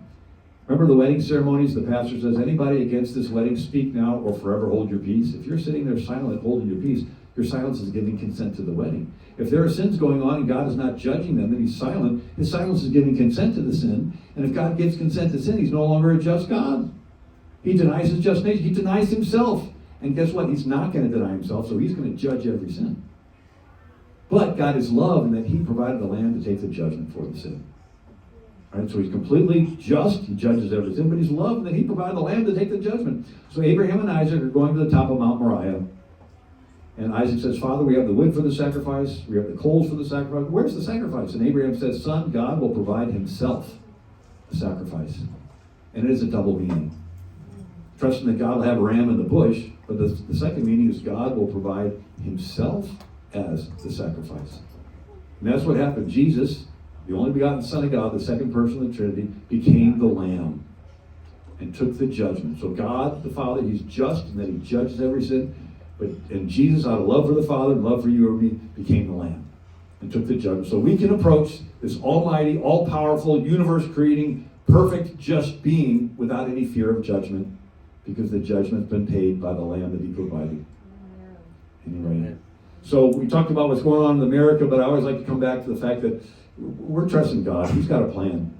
And the plan is he loves us and wants us to turn to him. But how many of you tend to pray more when everything's fine and dandy or when things are not going too good? Right? It's a times of crisis that people turn to Christ. So here's God. He's loving everybody. And, you know, maybe not too many people are turning. So he's like, okay, plan A is I bless you, and you turn to God out of gratefulness. If that doesn't work, there's plan B. Unless things get a little tough, we turn to him out of desperation. His goal is to have us turn to him. And so that's why we repent, we turn to him, and out of his love and mercy, he delivers us. And we have eternity to look forward to with him. So I'll end with that. Is that okay? Beautiful. All right. God bless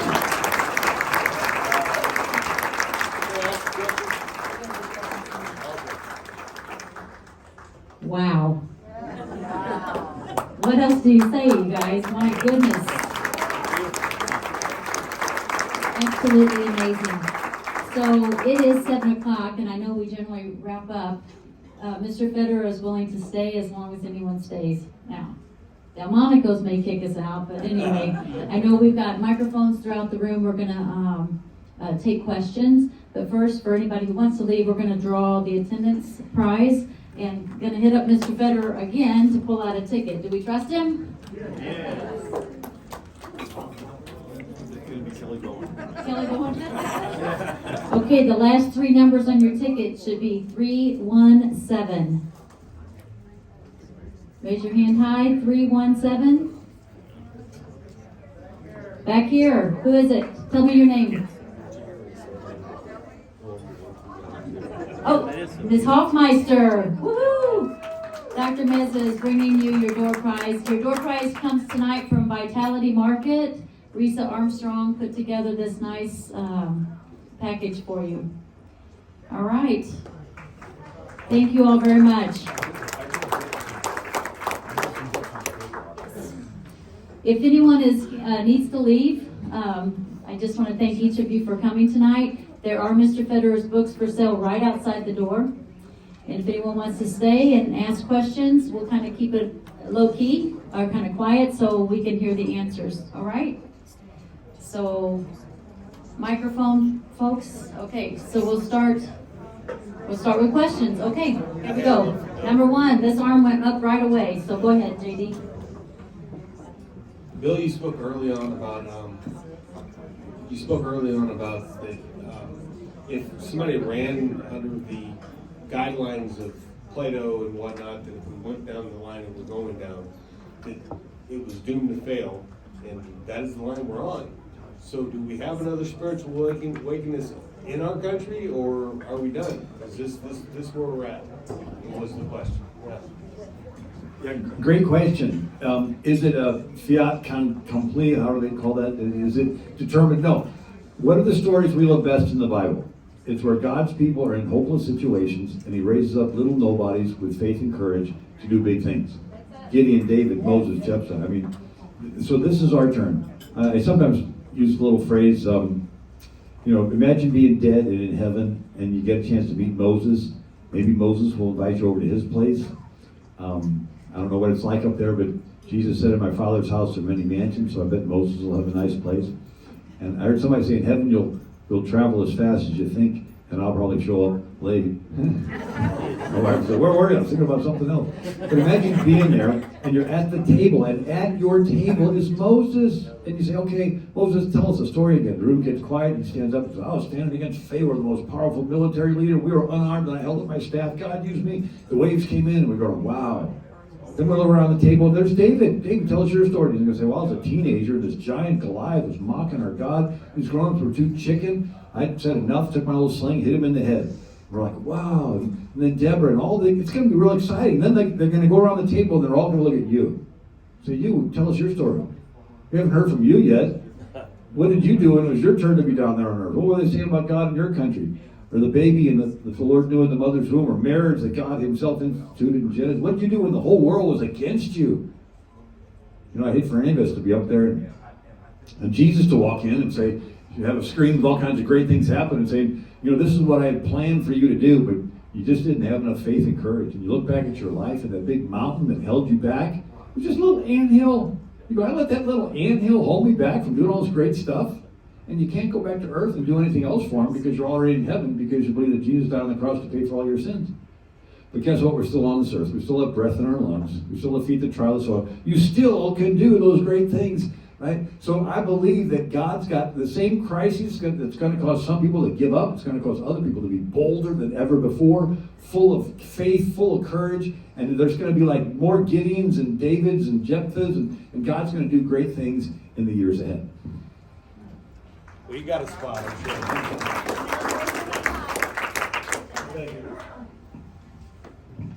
Thanks again for coming out tonight. It's so great to see you again. Kind of a multi-part question like those people you see on videos. Do you have any videos or podcasts with Frank Turek or David Wood? And if not, do you plan on having any with them in the future soon? Yeah, I've been on Frank's show probably about 3 or 4 times this last year, but I don't know how to look him up on his website, but they're there somewhere, and I'm working on getting podcast type stuff going, but I sort of talk all the time, but I'm getting used to staring at that little dot, doing my little interviews. You know, it's like you got to open your laptop and you look at the little camera and you got to stare at that little dot for like an hour while you're talking. Anyway, but I'm learning how to do that. By the way, I do want to mention the books. If you buy 2, you get a third one for free, and 5 or more are just $10 each. And they make great Christmas presents. So tonight I talked about the book Who is the King in America, and then another one called Socialism. So, and I do have the credit card swiper out there. Those are the 2 you talked about tonight? Yeah, the Who is the King in America, and then the Socialism book. Okay. So, anyone else? Yes. Thank you for coming. I really enjoyed everything you had to say tonight. I'm really curious. I know we covered a lot of history this evening, but I'm really curious to know your thoughts about the assassination of JFK and whether you think the CIA was involved with the Cuban government to take him out, or if you have any thoughts on that, I'd be interested to know what you think. Yeah, there's a lot there. Dick Morris brought out some interesting things about LBJ. So LBJ was, the word got out that Kennedy was going to drop him from the ticket on his reelection. And there was, I don't know if it was Life magazine, one of these major magazines had been doing exposés on LBJ. And the previous month, there was one about some guy that set up call girls for all the politicians in DC. And the next month, they were going to have one, and they were going to release it on November 24th. It was going to be this big expose on LBJ. Well, guess what happened on November 22nd? And so there is a whole lot of stuff that, and then when LBJ gets in, he pushes through the Warren Commission, and they go overboard to cut out anybody that would have a normal suspicion of anything LBJ was doing. And since they went overboard on that side, it looked like that he's probably implicated in that. And alone though, just him alone, or do you no, I think do you think HW was involved in that, Bush, or? I don't know that part, but I do know that a week before, Kennedy gave an address wanting to go back to the gold standard, and and he said something about international bankers, and Eisenhower referred to them as the military-industrial complex, but he warns about it. He says there's a bunch of people behind the scenes that have a whole lot of vested interest in a lot of things. Supposedly, Kennedy was not going to get involved in Vietnam, and they wanted to get involved there. And there's a lot of people that know a whole lot more than I do. All I know is I do not trust the government's version of it. There's so many things that anybody with any curiosity would not question. I mean, and then Trump was going to release it all, right? But then what happened is they said, well, this is going to implicate people that are alive today, and they're in the government. It's going to make them look bad. And so what happens? It gets nixed. They don't release it all. It's like it's protecting somebody, some group that doesn't want the truth to get out. But you read about LBJ. I wrote a bunch about him. He was really crude. I mean, he used the N-word a whole lot, and he had his mistresses, and you can do your own research. But he was a real crude guy. Yes. Okay, I also heard that Kennedy was going to take the money control out of the Federal Reserve. That was in the making, and that was. That was a possible cause of his assassination. Yeah. She said that she heard that Kennedy was going to take the control of the currency or the Federal Reserve. I heard that too. Yeah, and I'm not an expert at those things, although I do think there's something to do. Somebody was just telling me about Pope John Paul I, where he was only in for a month, but supposedly he was going to 3 months. He was going to pull the Vatican money away from the different people that were sort of some group that were like a mafia control group, and they didn't want him to rock the boat. And then Pope John Paul II. There were stories about him getting out of the bathroom and the floor being covered with olive oil so that he would have a bad accident. And so they said, pray for him because there's forces on the inside that are not, So I'm not an expert at those things, so I'm just sort of repeating stories that I do think that there's. Matter of fact, what's his name? Kevin Freeman has Economic War Room, and he's on with Glenn Beck Network. And I spoke at a conference, and he was the speaker. So he talked about that 10 years ago they started index funds. And these are asset management companies that invest in everything on Wall Street. And so they're shared risk, but then everything eventually goes up, and so they make a lot of money. And you or your teacher's retirement fund, you might have a couple stocks in Exxon. And you're not going to drive across the country and go to a stockholder meeting. You want to say once you get there, right? And so you check the little proxy box. And so the asset management company has your proxy box. And the biggest three are BlackRock, State Street, Vanguard. And they show up at these stockholder meetings, and they got so many thousands of proxy votes, they basically determine what's going to happen at the meeting. And they say, you're going to fire this guy, you're going to put in this woke guy or this transgender person, you're going to push diversity in your company, you're going to do business with China, you're going to... And never before has trillions and trillions of dollars been in the hands of so few people. So it's BlackRock, State Street, Vanguard, along with Warren Buffett and Soros and Bill Gates. I mean, tremendous amount of money. And so you look at the majority of the pharmaceutical companies. Who are the main owners? BlackRock, State Street, Vanguard. You look at General Mills, Nestle, the food companies. Who are the main owners? BlackRock, State Street, Vanguard. Look at communication companies. Who are the main stockholders? It's the same three. So yeah, there's clearly groups with major financial interests. We think, Coke and Pepsi are competitors. It's like, look who owns the main stock in the same groups, right? BlackRock, State Street, Vanguard. So yeah, it's a serious thing. And the one person I said, well, yeah, go to the stockholder meeting, and protest. And it's like, well, that's a good thing for those that are able to do that, but. The Second Amendment, how important is it and how long is it going to last? I think it's very, very important. I think, imagine you have a toddler with a sharp knife, and you will tell that toddler anything to get him to put that knife down.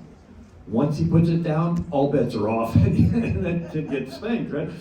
It's like they will tell us anything just to get us to give up the Second Amendment. We're going to protect you. This is be safer. It's going to be this. Once we give it up, it's going to be like China rolling into Hong Kong with a list of names, and they're going to arrest. It's going to be like what happened in Cuba. Remember last year, the freedom demonstrators in Cuba, and then it got really quiet? That's because they've gone in and they've taken all those courageous people and locked them away. And I think it's the Second Amendment that's holding them back right now. Yes? Mr. Bill, back to what you said about China. I heard a couple of weeks ago a month ago, that the Chinese government is going to use the Tiananmen Square as a CIA throw up, basically. So I heard a few months ago that China is now telling the people that was not a rise up from the people, that it was a CIA, ABC, NBC, CBS, all those news feeds were all CIA now. This is what I heard like 2-3 months ago. I was wondering if you heard that before. I mean, just recently in China, they are rewriting history, just like you said the other day. Yeah. Crazy. It's crazy, man. Sorry. No, I don't. I mean, I don't think it was a CIA thing. Oh, I know it. Everybody Yeah. saw it. Everybody saw it on TV. Everybody saw it on the news. Yeah. Now they're saying that it was BS. This is madness, man. This is going on now. Crazy. Operation Anyway, Mockingbird. Yeah, she mentioned an Operation Mockingbird. So during the Cold War, John Foster Dulles was the Secretary of State, and Allen Dulles was the head of the CIA, and they were trying to wake America up to the threat of the Soviet, threat, and so they began to feed stories to the newspapers and the media. And so Carl Bernstein, the Watergate Washington Post reporter, did an interview with Rolling Stone magazine. And he talks about this Operation Mockingbird, where the CIA has 400 assets that, people in the major media that they're feeding stories to. And then, but now it's all the tech companies, and they're controlling what we, I didn't get to it, but I have a whole chapter in my presentation on how to brainwash a nation. And I'll go through it real quick. So you had Wells Fargo wagon, Sears catalog in the 1800s, and you would list everything about a product, but then in the early 1900s you had magazines, and they would advertise stuff but tell you nothing. And so the classic is Crisco. Nobody knew what was in it. And but they made it look like everybody's happy with it. It was so successful it put out of business the lard industry. Do you know what's in Crisco? Cottonseed oil. They would mush it in this black, mucky oil and use it in factories. Nobody ate it. Somebody had the idea of bleaching it and then sold it. And so you go from knowing everything about a product to knowing nothing about it. You just make it look like everybody's using you. And then you have, keeping up with the Joneses. You buy stuff because it looks like everybody else has it. And then you have the sensationalism of the news. But then you got Orson Welles, War of the Worlds, radio drama. And he says, we interrupt this program to announce that New Jersey is being invaded by Martians. It sent panic all across America. So now, not just to sell something by making it look like everybody's involved, you can use fear to motivate people. And then they have the Gaslight movie. But now Goebbels in Germany. How do you brainwash a whole nation? The fear of the war, and he'd orchestrate these Coliseum events with hundreds of thousands of people, and they would begin to give the Hitler salute at the front. And it would work its way back, and everybody would see everybody else giving it, and everybody else would feel pressure to give it, and then they would give it, and then people would see you giving it. And so instead of making it look like everybody's buying a product, now it looks like everybody's buying into this political view. And then we start getting into it with the Army and Air Force Motion Picture Service. And anyway, so we go, countries controlled by laws, laws are controlled by politicians, politicians are controlled by voters, voters are controlled by public opinion, public opinion is controlled by media, education, church, and internet. And so the idea is they want to get control of these things to control the country. And the Antonio Gramsci, an Italian socialist, says you can't defeat America on the battlefield, but so you have to rot it from within. He called it the long march through the institutions. And the civilized world has been thoroughly saturated with Christianity 2,000 years. Any country grounded on Judeo-Christian values cannot be overthrown until those roots are cut. Socialism is precisely the religion which must overwhelm Christianity. In the new order, socialism will triumph by first capturing the culture and infiltrating the schools, universities, churches, and media. And anyway. So Clausewitz was this 19th century military theorist who said the purpose of war is to force your opponent to submit to your will. And then the Sun Tzu's Art of War, 5th century BC, says supreme excellence consists in breaking your enemy's resistance without fighting. So the idea is that purpose of war is you kill their bodies. Why? Because their mind is loyal to the other side. Well, what if you could mess with their mind and get them to not be patriotic to the other side, or demoralize or in fear? And so the supreme excellence in a commander is you get your enemies in their mind to be so fearful and demoralized that they surrender without a fight. Now it's called 5th generation warfare, where you get your enemy to surrender without them even realizing that they're in a war. So that's what we're experiencing right now. All the rights and freedoms that generations have fought for, that people are giving them up without realizing that there's a war. And anyway, so POWs from Korean War, they hated America. They go, these guys went in loving America. What happened?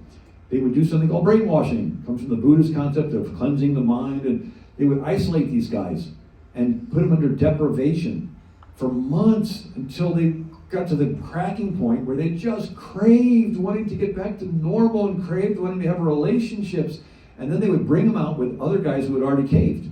And before they could be accepted, they had to confess their whiteness. They had to confess that they were part of the evil Western capitalist system that was doing all these terrible things. And once they did, they got this emotional reinforcement. And so the idea is you take this national, where you have everybody in the country go through a period of isolation and deprivation, so that they just crave wanting to get back to normal and have friendships again. And they say, okay, before you do, you got to submit to this, you got to do this, you got to do this. And so it's manipulating the human desire to fit in with a group. So a water molecule is an individual water molecule, but you put it together with other water molecules and it operates in a group. It makes nice waves. An individual fish is in a bowl, but you put it together with other fishes, they operate in a group, can turn really pretty. A bird's in a cage, but you put it together with other birds, they operate in a group, make pretty patterns. Human beings are individuals, but you put us together with a group, and we operate as a group. We're constantly giving and receiving feedback, and are not being accepted or rejected, right? Now, at the beginning of America's country, the majority of the people had Judeo-Christian values, and so a non-Christian would adopt Christian behavior to be accepted in the group. But now they've co-opted the public opinion molding groups, and they're pushing people in a different direction. And it's called honor shame cultures and so forth. I thought this was interesting. If the soldiers had a sense of humor, they were not subject to brainwashing. So that was interesting. They said, oh man, another one of these, you know. And let me go through a couple more. So these kids want to be accepted in the classrooms, but now it's all done online. The kids want to be friended and followed and liked, and nobody wants to be canceled and deplatformed. So they did a study called the Solomon Asch Conformity Experiment, where they would pull 8 students into a room. 7 had been paid ahead of time to be actors, and 1 was a naive participant. And the teacher would put 2 cards on the front desk.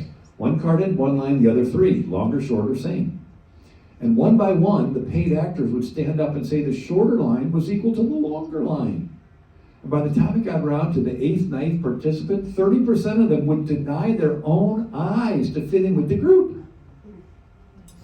And now if only one other one objected, it went from 30 down to 5%. But it's called the spiral of silence, where people will self-censor their views if they think they are in the minority. And so it's powerful. Remember Peter told Jesus that he would never deny him? A couple hours later, he's around a fire with a group. And a girl gets in his face and said, I saw you with Jesus. He looks at the people in the group and he's about to be pushed out of the group. He says, I never met the guy. The power of wanting to fit in with a group. It's a basic human desire. Now, for his sake, after the resurrection, Peter didn't care what the group said. And it says he stand up to the Sanhedrin. We gave you strict orders not to teach in his name. Peter replied, we must obey God rather than men. And so it's only when you have a relationship with God do you not care about what other people say. If there's no God, you don't have a relationship with him, then your very worth as a human is, are people honoring me, accepting me, or are they rejecting me? And so the early believers, they said, Lord, look upon their threats, but grant us boldness. Jeremiah, be not afraid of their faces. So here you have Sam Coonrod, the only player of the the giants who didn't kneel in protest. And when they asked him afterwards, he says, I'm a Christian. I just believe that you can't kneel before anything besides God. Now, kneeling is the universal sign of worship. Early Christians would rather go to their death before they would kneel before some idol statue. And we know that because here's Tim Tebow. He was kneeling right on the 50-yard line and praying, and they're like, no, you can't do it. Well, why? Because they know that's worship, and they know this, that they're worshiping, right?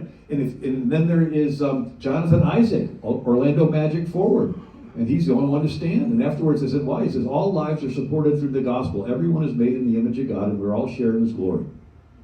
It's only when you have a relationship with God do you not care about what other people say. And so Philippians 2:5 says, let this mind be in you, which was also in Christ Jesus, who made himself of no reputation.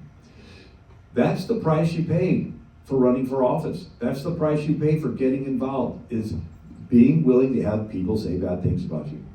So I was in Springfield last week, and young woman had gotten elected to like school board or something, and she said, and her husband's there was like, yeah, the local little newspaper sure doesn't like her, and they're saying bad things about her, and that's the price you pay for being willing to make a difference, is to make yourself I don't care what people say about me. All I care is, am I being obedient? Amen. Am I doing what God wants me to say? Amen. Anyway. Amen. Yes. I really love the research and history, and it's putting together everything I've been reading about over the years. I was just curious, during the Civil War, there was printed articles in the North about George Washington's vision. Are you familiar with that? Yeah, I am. It's, as a researcher, being able to prove that something is written is important, because otherwise you'll get eaten up by people that have studied each little item more than you. So that particular story is supposedly there was a boy that was an aide de camp to George Washington, and 80 years later, on his deathbed, he told somebody the story, and then that person is the one that wrote it down. So it had not been mentioned from the time of George Washington to this guy, and he waited his whole life till his deathbed, and then he told somebody. And so when you say that you heard somebody else say that they said it, that falls into the category of hearsay. It's inadmissible in a court of law. So, and then during the Civil War, there were other different writings of some person in the past that had a dream or vision or something, but you could tell that they wrote it in the context of the Civil War. Now, does that mean that it wasn't true? I don't know. So I just simply can't say one way or the other. It is something that it's worth reading, and it does sort of foreshadow that there could be crisis in America, but it's an encouragement for each and every one of us to stand up and to make a difference, so.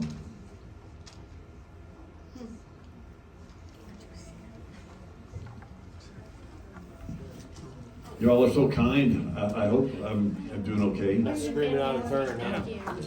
And I'm doing great. I'm not sure how to word this question.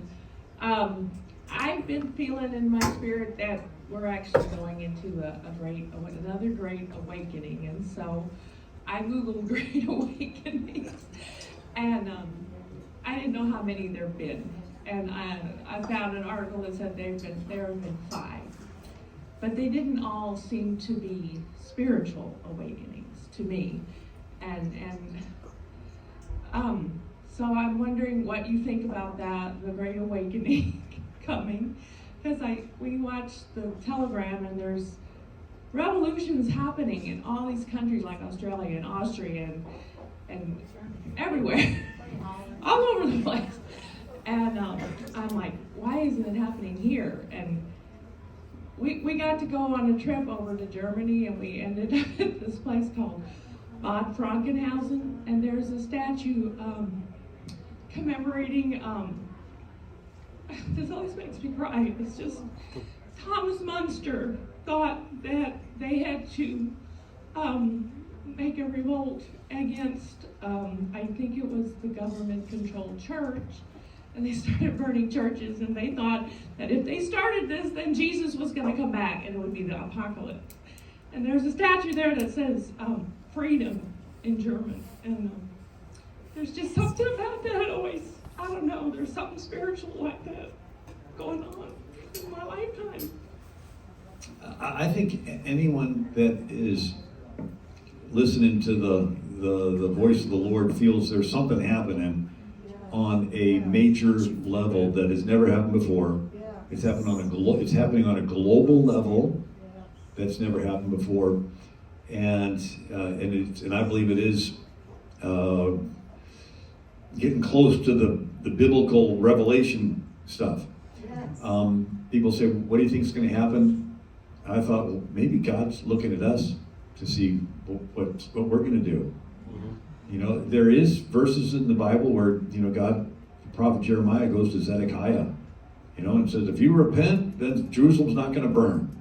But if you insist on, you know, bringing these people back into slavery and all this other stuff, he says, you're going to have your eyes put out, you're going to have your wife till your kids will kill them, you know. And so it, and then in Jeremiah, it says, you know, we're the clay and he's the potter, and he was making something and it didn't turn out right. He smashed it and started over again. And he says, can I do the same thing with you, O house of Israel? And it says, you know, when did I say to a people that I'll judge them and they repent, I will put off the judgment. But it says, if I tell the people that I'm going to bless them and they start sinning, I'm going to judge them. And Ezekiel says the same thing. And it says that, you know, I made you a watchman on the wall. And if you see the sword coming in across the land and you don't warn them, then if they get judged, the blood's going to be on your hand. But if you warn them and they repent, then you've cleaned your conscience. And so it's one of these things where there's a lot of ifs in there. And I think if we repent, and all repentance is individual. All liberty, Calvin Coolidge says all liberty is individual, all repentance is individual. So repentance is not out there, it's each one of us going before the Lord in our own private prayer time, going back to praying and worshiping and singing praise songs to the Lord. It's an individual thing. And anyway, yes. So you're a very, very smart man, and I can tell you research everything, like everything. So what's your take on this Agenda 21 that Nancy Pelosi was waving around in front of the podium saying she signed it, and some of the things that are in that document? Well, the Agenda 21, yeah, any of those things, it's a power grab by the state, and it's going to take away more of our freedoms, and a large part of it is indoctrinating young people and brainwashing them, you know. I could go down a lot of different trails, but I don't like what they're doing. So you had something. I did. As we look through the history that you laid before us, which I believe a lot of what you're saying, we realize that what we're taught through our lives is a completely different path than what you're laying out, and what we can research now in this great age we live in. We can look at history different ways and from different sources, and we decide, much like the Bible, we can decide what verses and what we want to believe out of what's being laid out in front of us. What I'm getting to is, what is real? What are we seeing that's real? What do we know other than what we know in God and whatnot is where we're going to go with this world? And you know, it is philosophical what I'm saying in some ways, but can we tell where we are or where we're going? Yeah, one of the things I've done is when I research all the civilizations, I spent a year researching every civilization that has ever existed on the planet, all the way back to Sumerian cuneiform on clay tablets in the Mesopotamian Valley around 3300 BC. Most common form of government is a king. Pharaohs, Caesars, Kaisers, and as the centuries go on, the kingdoms get bigger. And clearly there's a global goal in mind. And if any of these dictators hadn't died off, any one of them would have been happy to, I mean, here's Genghis Khan kills 30 million people. If he hadn't have died and they had a big funeral for him, he would have been happy to continue to kill. You know, Napoleon, 6 million died in the Napoleonic Wars. You know, he'd have been happy to. to keep going. So it's almost like death is a blessing in the sense that the devil has to start from scratch to try to, get control. And but there is a global goal in mind. And Jesus says the wheat and tares grow together till the harvest. So every generation, but let's say this, if we get through this crisis, there'll be another. We get through that crisis, there'll be another. You look back in history, every generation has a crisis. Attila the Hun, Genghis Khan, bubonic plague, Spanish flu, and every one of them to that generation is super serious. And the crisis of the era is the opportunity for the people that are alive at that time to respond. Either run away and hide and give up and deny their faith, or step forward and say, God, use me in this crisis. Use me to love the unlovable, to rescue those who are unjustly sentenced to death, to defend the defenseless, to do something, right? And so it's almost like a mini self-sorting out of the sheep and the goats. It's not the ultimate sorting out, when, Lord, were you naked and we clothed you? But on a smaller level, the crisis of the era is an opportunity for us to respond and show whose side we're on. I thought of a freshman chemistry class illustration. The teacher has a beaker with a solution, and he pours in a catalyst that causes a reaction, and some stuff precipitates and drops to the bottom, and other stuff gets effervescent and bubbly, floats to the top. The time period we're living in is the solution. The crisis of our time period is this catalyst that's poured in, and it causes a reaction. Some people give up and run away and hide and deny their faith, and other people get effervescent and bubbly. In the early church, they prayed for boldness, they prayed for more effervescence. Right? And so it's almost like, people say, God knows my heart. Yeah, but he wants to see something.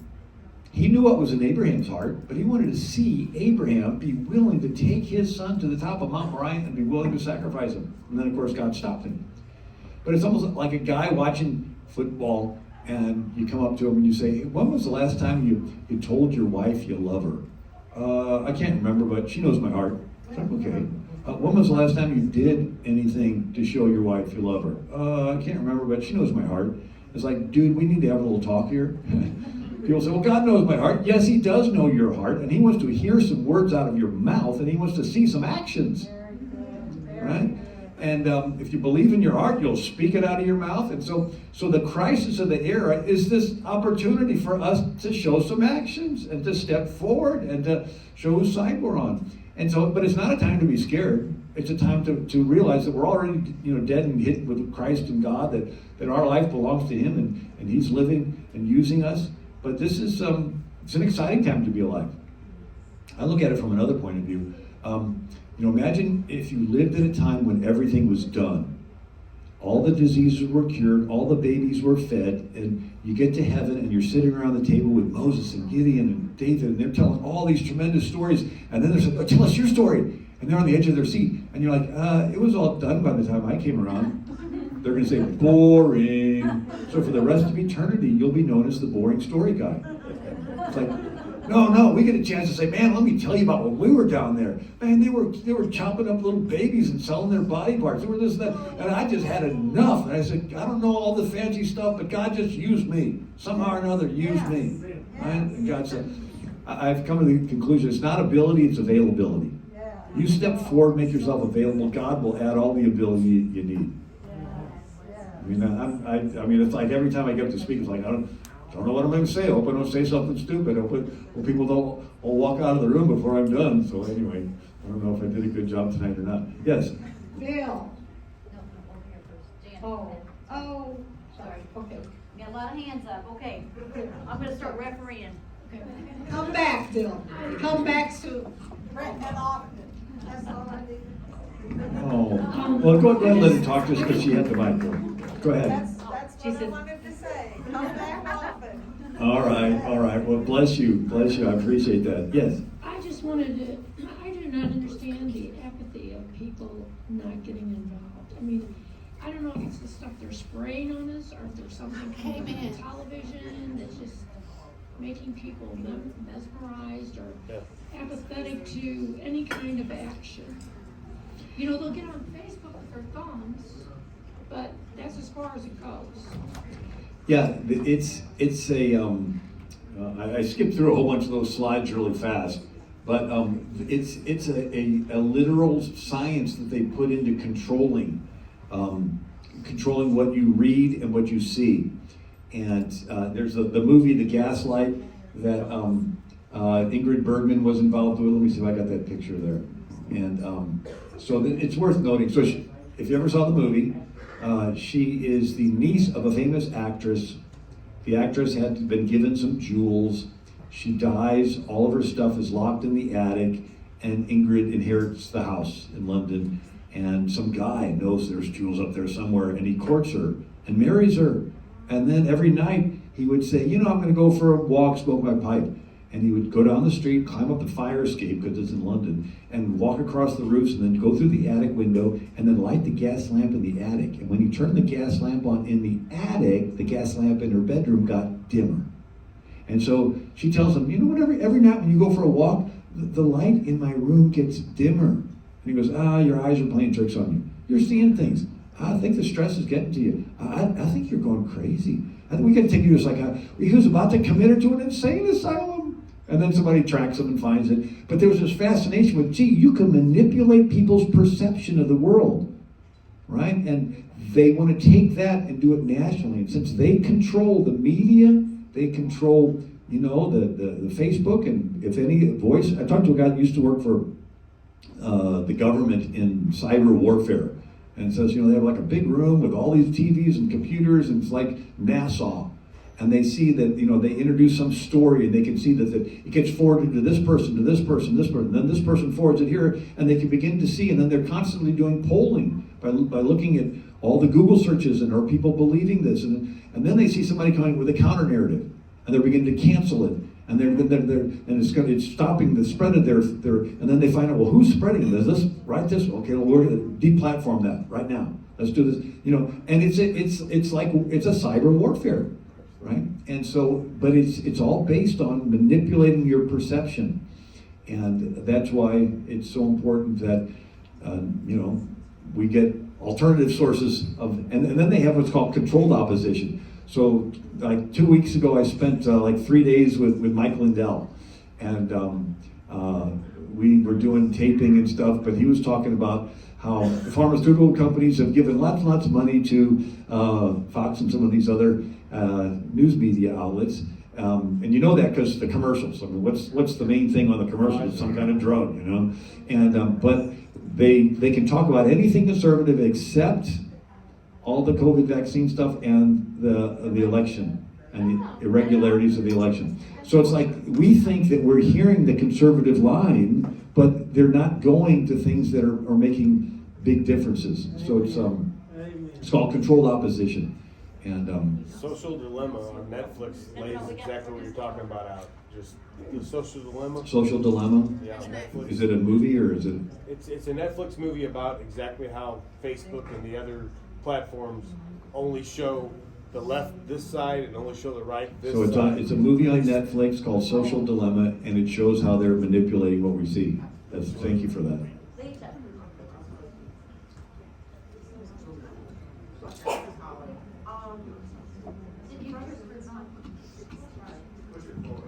There we go. A pastor in our group brought this to my attention a couple weeks ago, and I cannot get it out of my mind.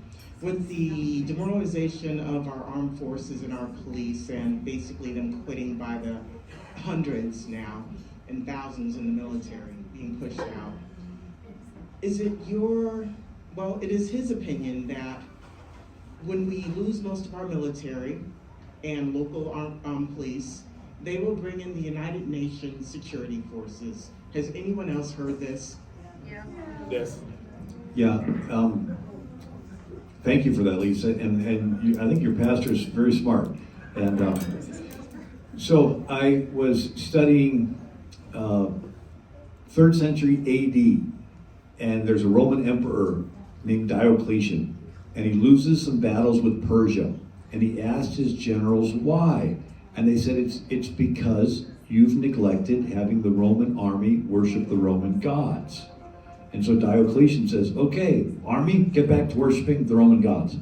Well, there's a bunch of Christians in the military because the previous emperor had been lax. And this is 3rd century AD.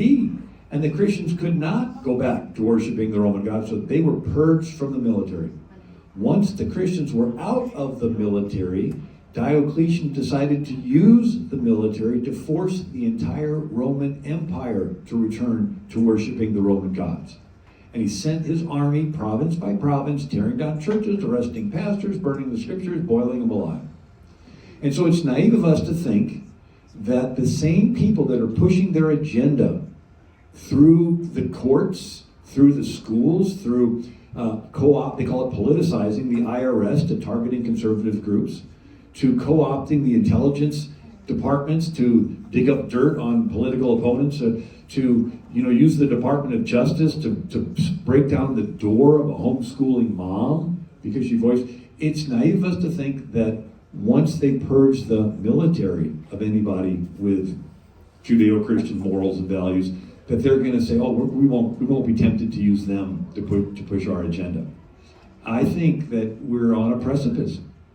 I think it's very serious, and I think that I get my encouragement from faith, realizing that God chose for you and me to be alive at this time. He's got a plan to use us, but in the natural, it is very serious, and so I think this is a critical time. I think the bringing over the borders. I've talked to quite a number of people that it's not just people from Latin South America. It's from all kinds of countries, including Islamist countries, and including gangs of very fundamentalist, Islamist gangs, and Chinese, and even some Chinese military.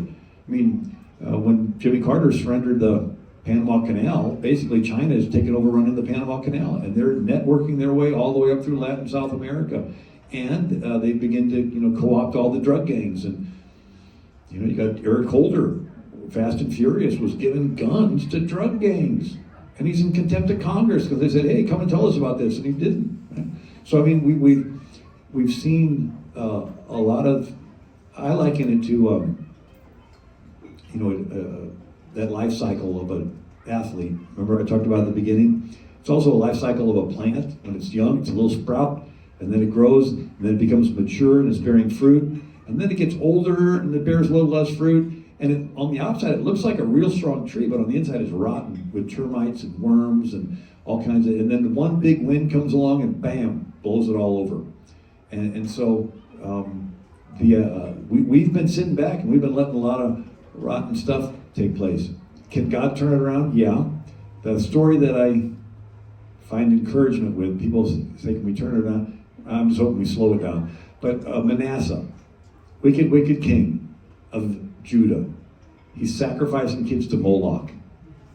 And the prophets come to him and tell him, "You are doing the same thing that the people that were here before Israel came in did."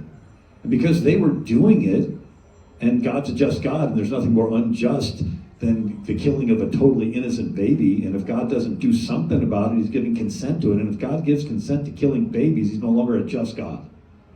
And so the prophet tells Manasseh, because they were doing it, I drove Israel in to drive them out, because you're killing innocent babies, I'm going to drive you out. So judgment was pronounced. But Manasseh has a grandson named Josiah. He's 8 years old, he becomes the king. 16 years old, starts to seek the Lord. When he's in his early 20s, he tells him to clean out the temple that his granddad Manasseh had trashed. And they come out of the storage room with a copy of the law. And the Jewish commentators say it was the last copy of the law on planet Earth, because Manasseh was not just killing babies, he was destroying copies of the law. And so the priests that were cleaning out the temples had never read it before. They thought, this is pretty unique, right? Supposedly it was the original copy of the law that Moses had that was wrapped in burlap, buried in some sort of storage room. And they said, we need to read this to the king. And obviously that king had never, ever heard it before. And they're reading the law to him, and in the middle of it, he rips his garments and repents and says, "Dear God, we had a covenant with God, we've sinned, we're going to be judged." And so Jeremiah's alive at this time, but he was out of the town. And so the king wants to know what's going on. So he sends his messengers to a prophetess named Huldah. And she is the wife of the king's tailor. But she had a reputation of hearing from God. And so the messengers ask Huldah what is going to happen. And she says, tell the man that sent you that judgment will come on Judah because of its sins, but not during his lifetime, because he repented when he heard the words of the Lord. And so for the rest of the 31-year reign of Josiah, there's peace and prosperity in Judah. He tears down the Sodomite temples and, burns the bones of their pagan priests. He has the Levites teach the law. It was during that revival that Daniel, Shadrach, Meshach, and Abednego got saved, to use that term. But there was peace and prosperity in Judah for the entire 31-year reign of Josiah. Now, when he died, it went down the tubes really fast. But I'm praying for a Josiah generation, that if we repent, then God can put it off. I think that's one of the reasons why all those people that like to work out the numbers, when Jesus is going to... I think he's left it intentionally ambiguous on purpose because it gives them a little leeway. And when it finally happens, all the numbers will work out just perfect, right? But it's up to us. And so I'm excited. I feel like that, he's chosen for us to be alive right now. And we, I think of it like a basketball game, and you're on the bench, and the coach comes over and slaps you on the back and says, it's your turn, get in the game. And you're like, but coach, they're playing really tough out there. It's like, yeah, I know, it's your turn, get in the game. It's like, but coach, somebody just got knocked down. He goes, yeah, I know, you're 7 feet tall, they're 4 feet tall, you can do this. Greater is he that's in you than he that's in the world, right? He's given you his word. He's given you his Holy Spirit. He's given you great pastors. He's given you Christian friends. He's given you great leaders locally like Jan, right? This is your chance to do stuff. This is our chance to stand up and be bold for the Lord and watch him roll up his sleeves. I love the story of Gideon. There's 100,000 Midianites coming in, and Gideon is able to recruit 30,000 guys. And God said, tell everyone that's scared to go home. Great, now he's on 10,000. God said, still too many, go drink from a creek. And just take the guys who pulled the water up to their mouth. He whistles to 300. And then God rolls up his sleeve and says, okay, now watch this. In other words, God wanted to make the odds look even worse. That's the type of God that we serve. And I can't help but think that the same God that parted the Red Sea, the same God that had, Gideon killed 100,000 Midianites, that he's not going to wrap up his great plan of redemption with a fizzle. I mean, imagine going to a 4th of July fireworks display, and you're getting ready for the grand finale, and all of a sudden it's the, like, that's it? Man, no, you expect, I think that God is not going to end this thing with a thud. I think he's got some big fireworks. I think he's going to do some really great things, but I think it's not going to be led by the top. I think it's going to be led by each person. I was listening to, or reading years ago, Watchman Nee, who was a Chinese Christian, and the missionaries had gone to China, and the communists were chasing them out and bulldozing down their churches, and Watchman Nee was really good at teaching the people that this building is not the church, you're the church. And he said, okay, when this building is gone, and when all of the foreign missionaries are kicked out, and it's just you, he said, do 5 things. Number 1, listen for people that come across your path in the course of a day that have needs. Number 2, do the best you can to meet the need. Number 3, become their friend. Number 4, introduce them to some of your other Christian friends. And 5, introduce them to your friend Jesus. And he tells the story of a lady going to a laundromat, washing clothes, and hears some crying, and goes around the corner. It's a pregnant mom, and she doesn't know how they're going to survive. They don't have any money. And so she brings some groceries over to the high-rise apartment, and drops it off, and goes by and checks up on her, and then becomes her friend, and then has a couple of her other Christian friends come by. They have a little baby shower. And finally, this girl's like, why are you all being nice to me?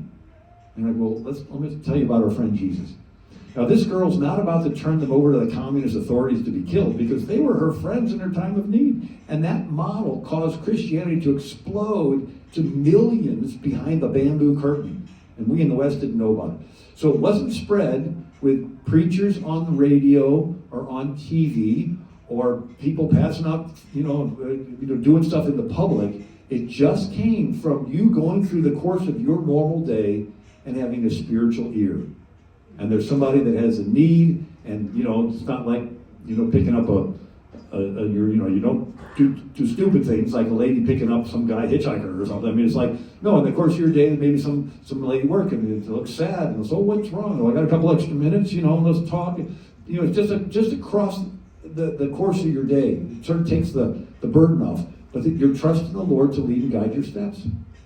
Right? Anyway, yes. For some reason, this vaccination has just to do with what you just said. That we are the church, we are the spirit, we are the one.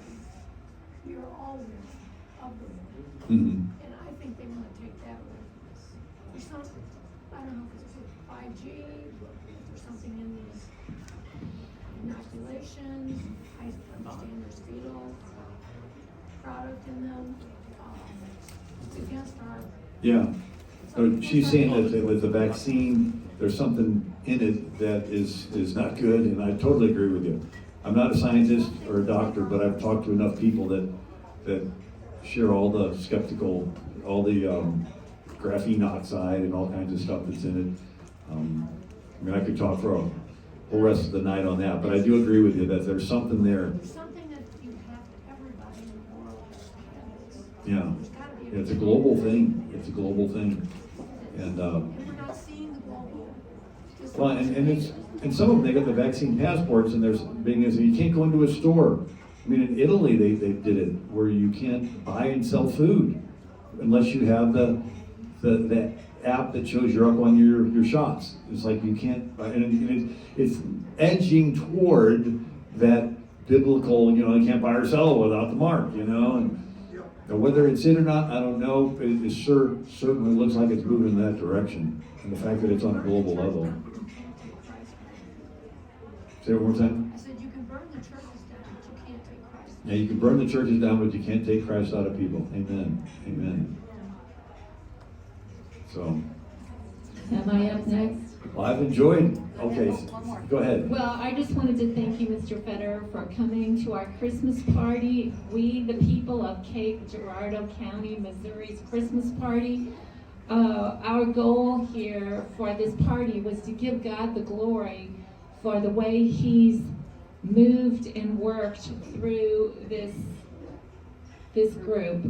The leadership totally has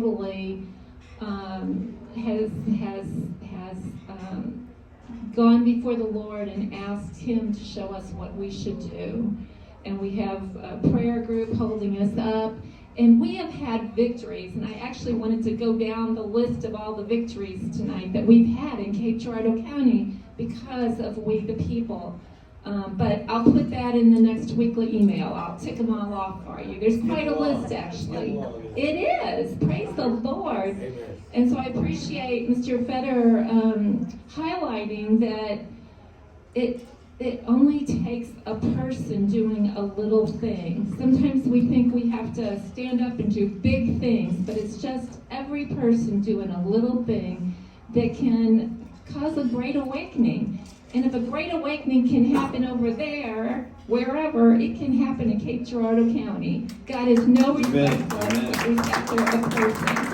And so we just continue to covet your prayers for what's happening in Cape Girardeau County. And, if y'all want to get more involved, meet with one of us with the fancy name tags. And we're just going to continue to commit what's going on in Cape Girardeau County to the Lord and see how He works, because it's really exciting. It is. We've had a lot of wins, and I don't think God's done with us yet. So thank you for coming, Mr. Federer. Jan, did you want to?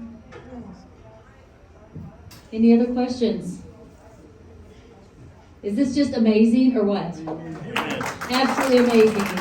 What a disciple for Christ. Just pumps us all up. So anyway, Merry Christmas. We'll see you guys next week. You're welcome to stay, chat, if he wants to sign books or whatever. There we go. God bless each and every one of you.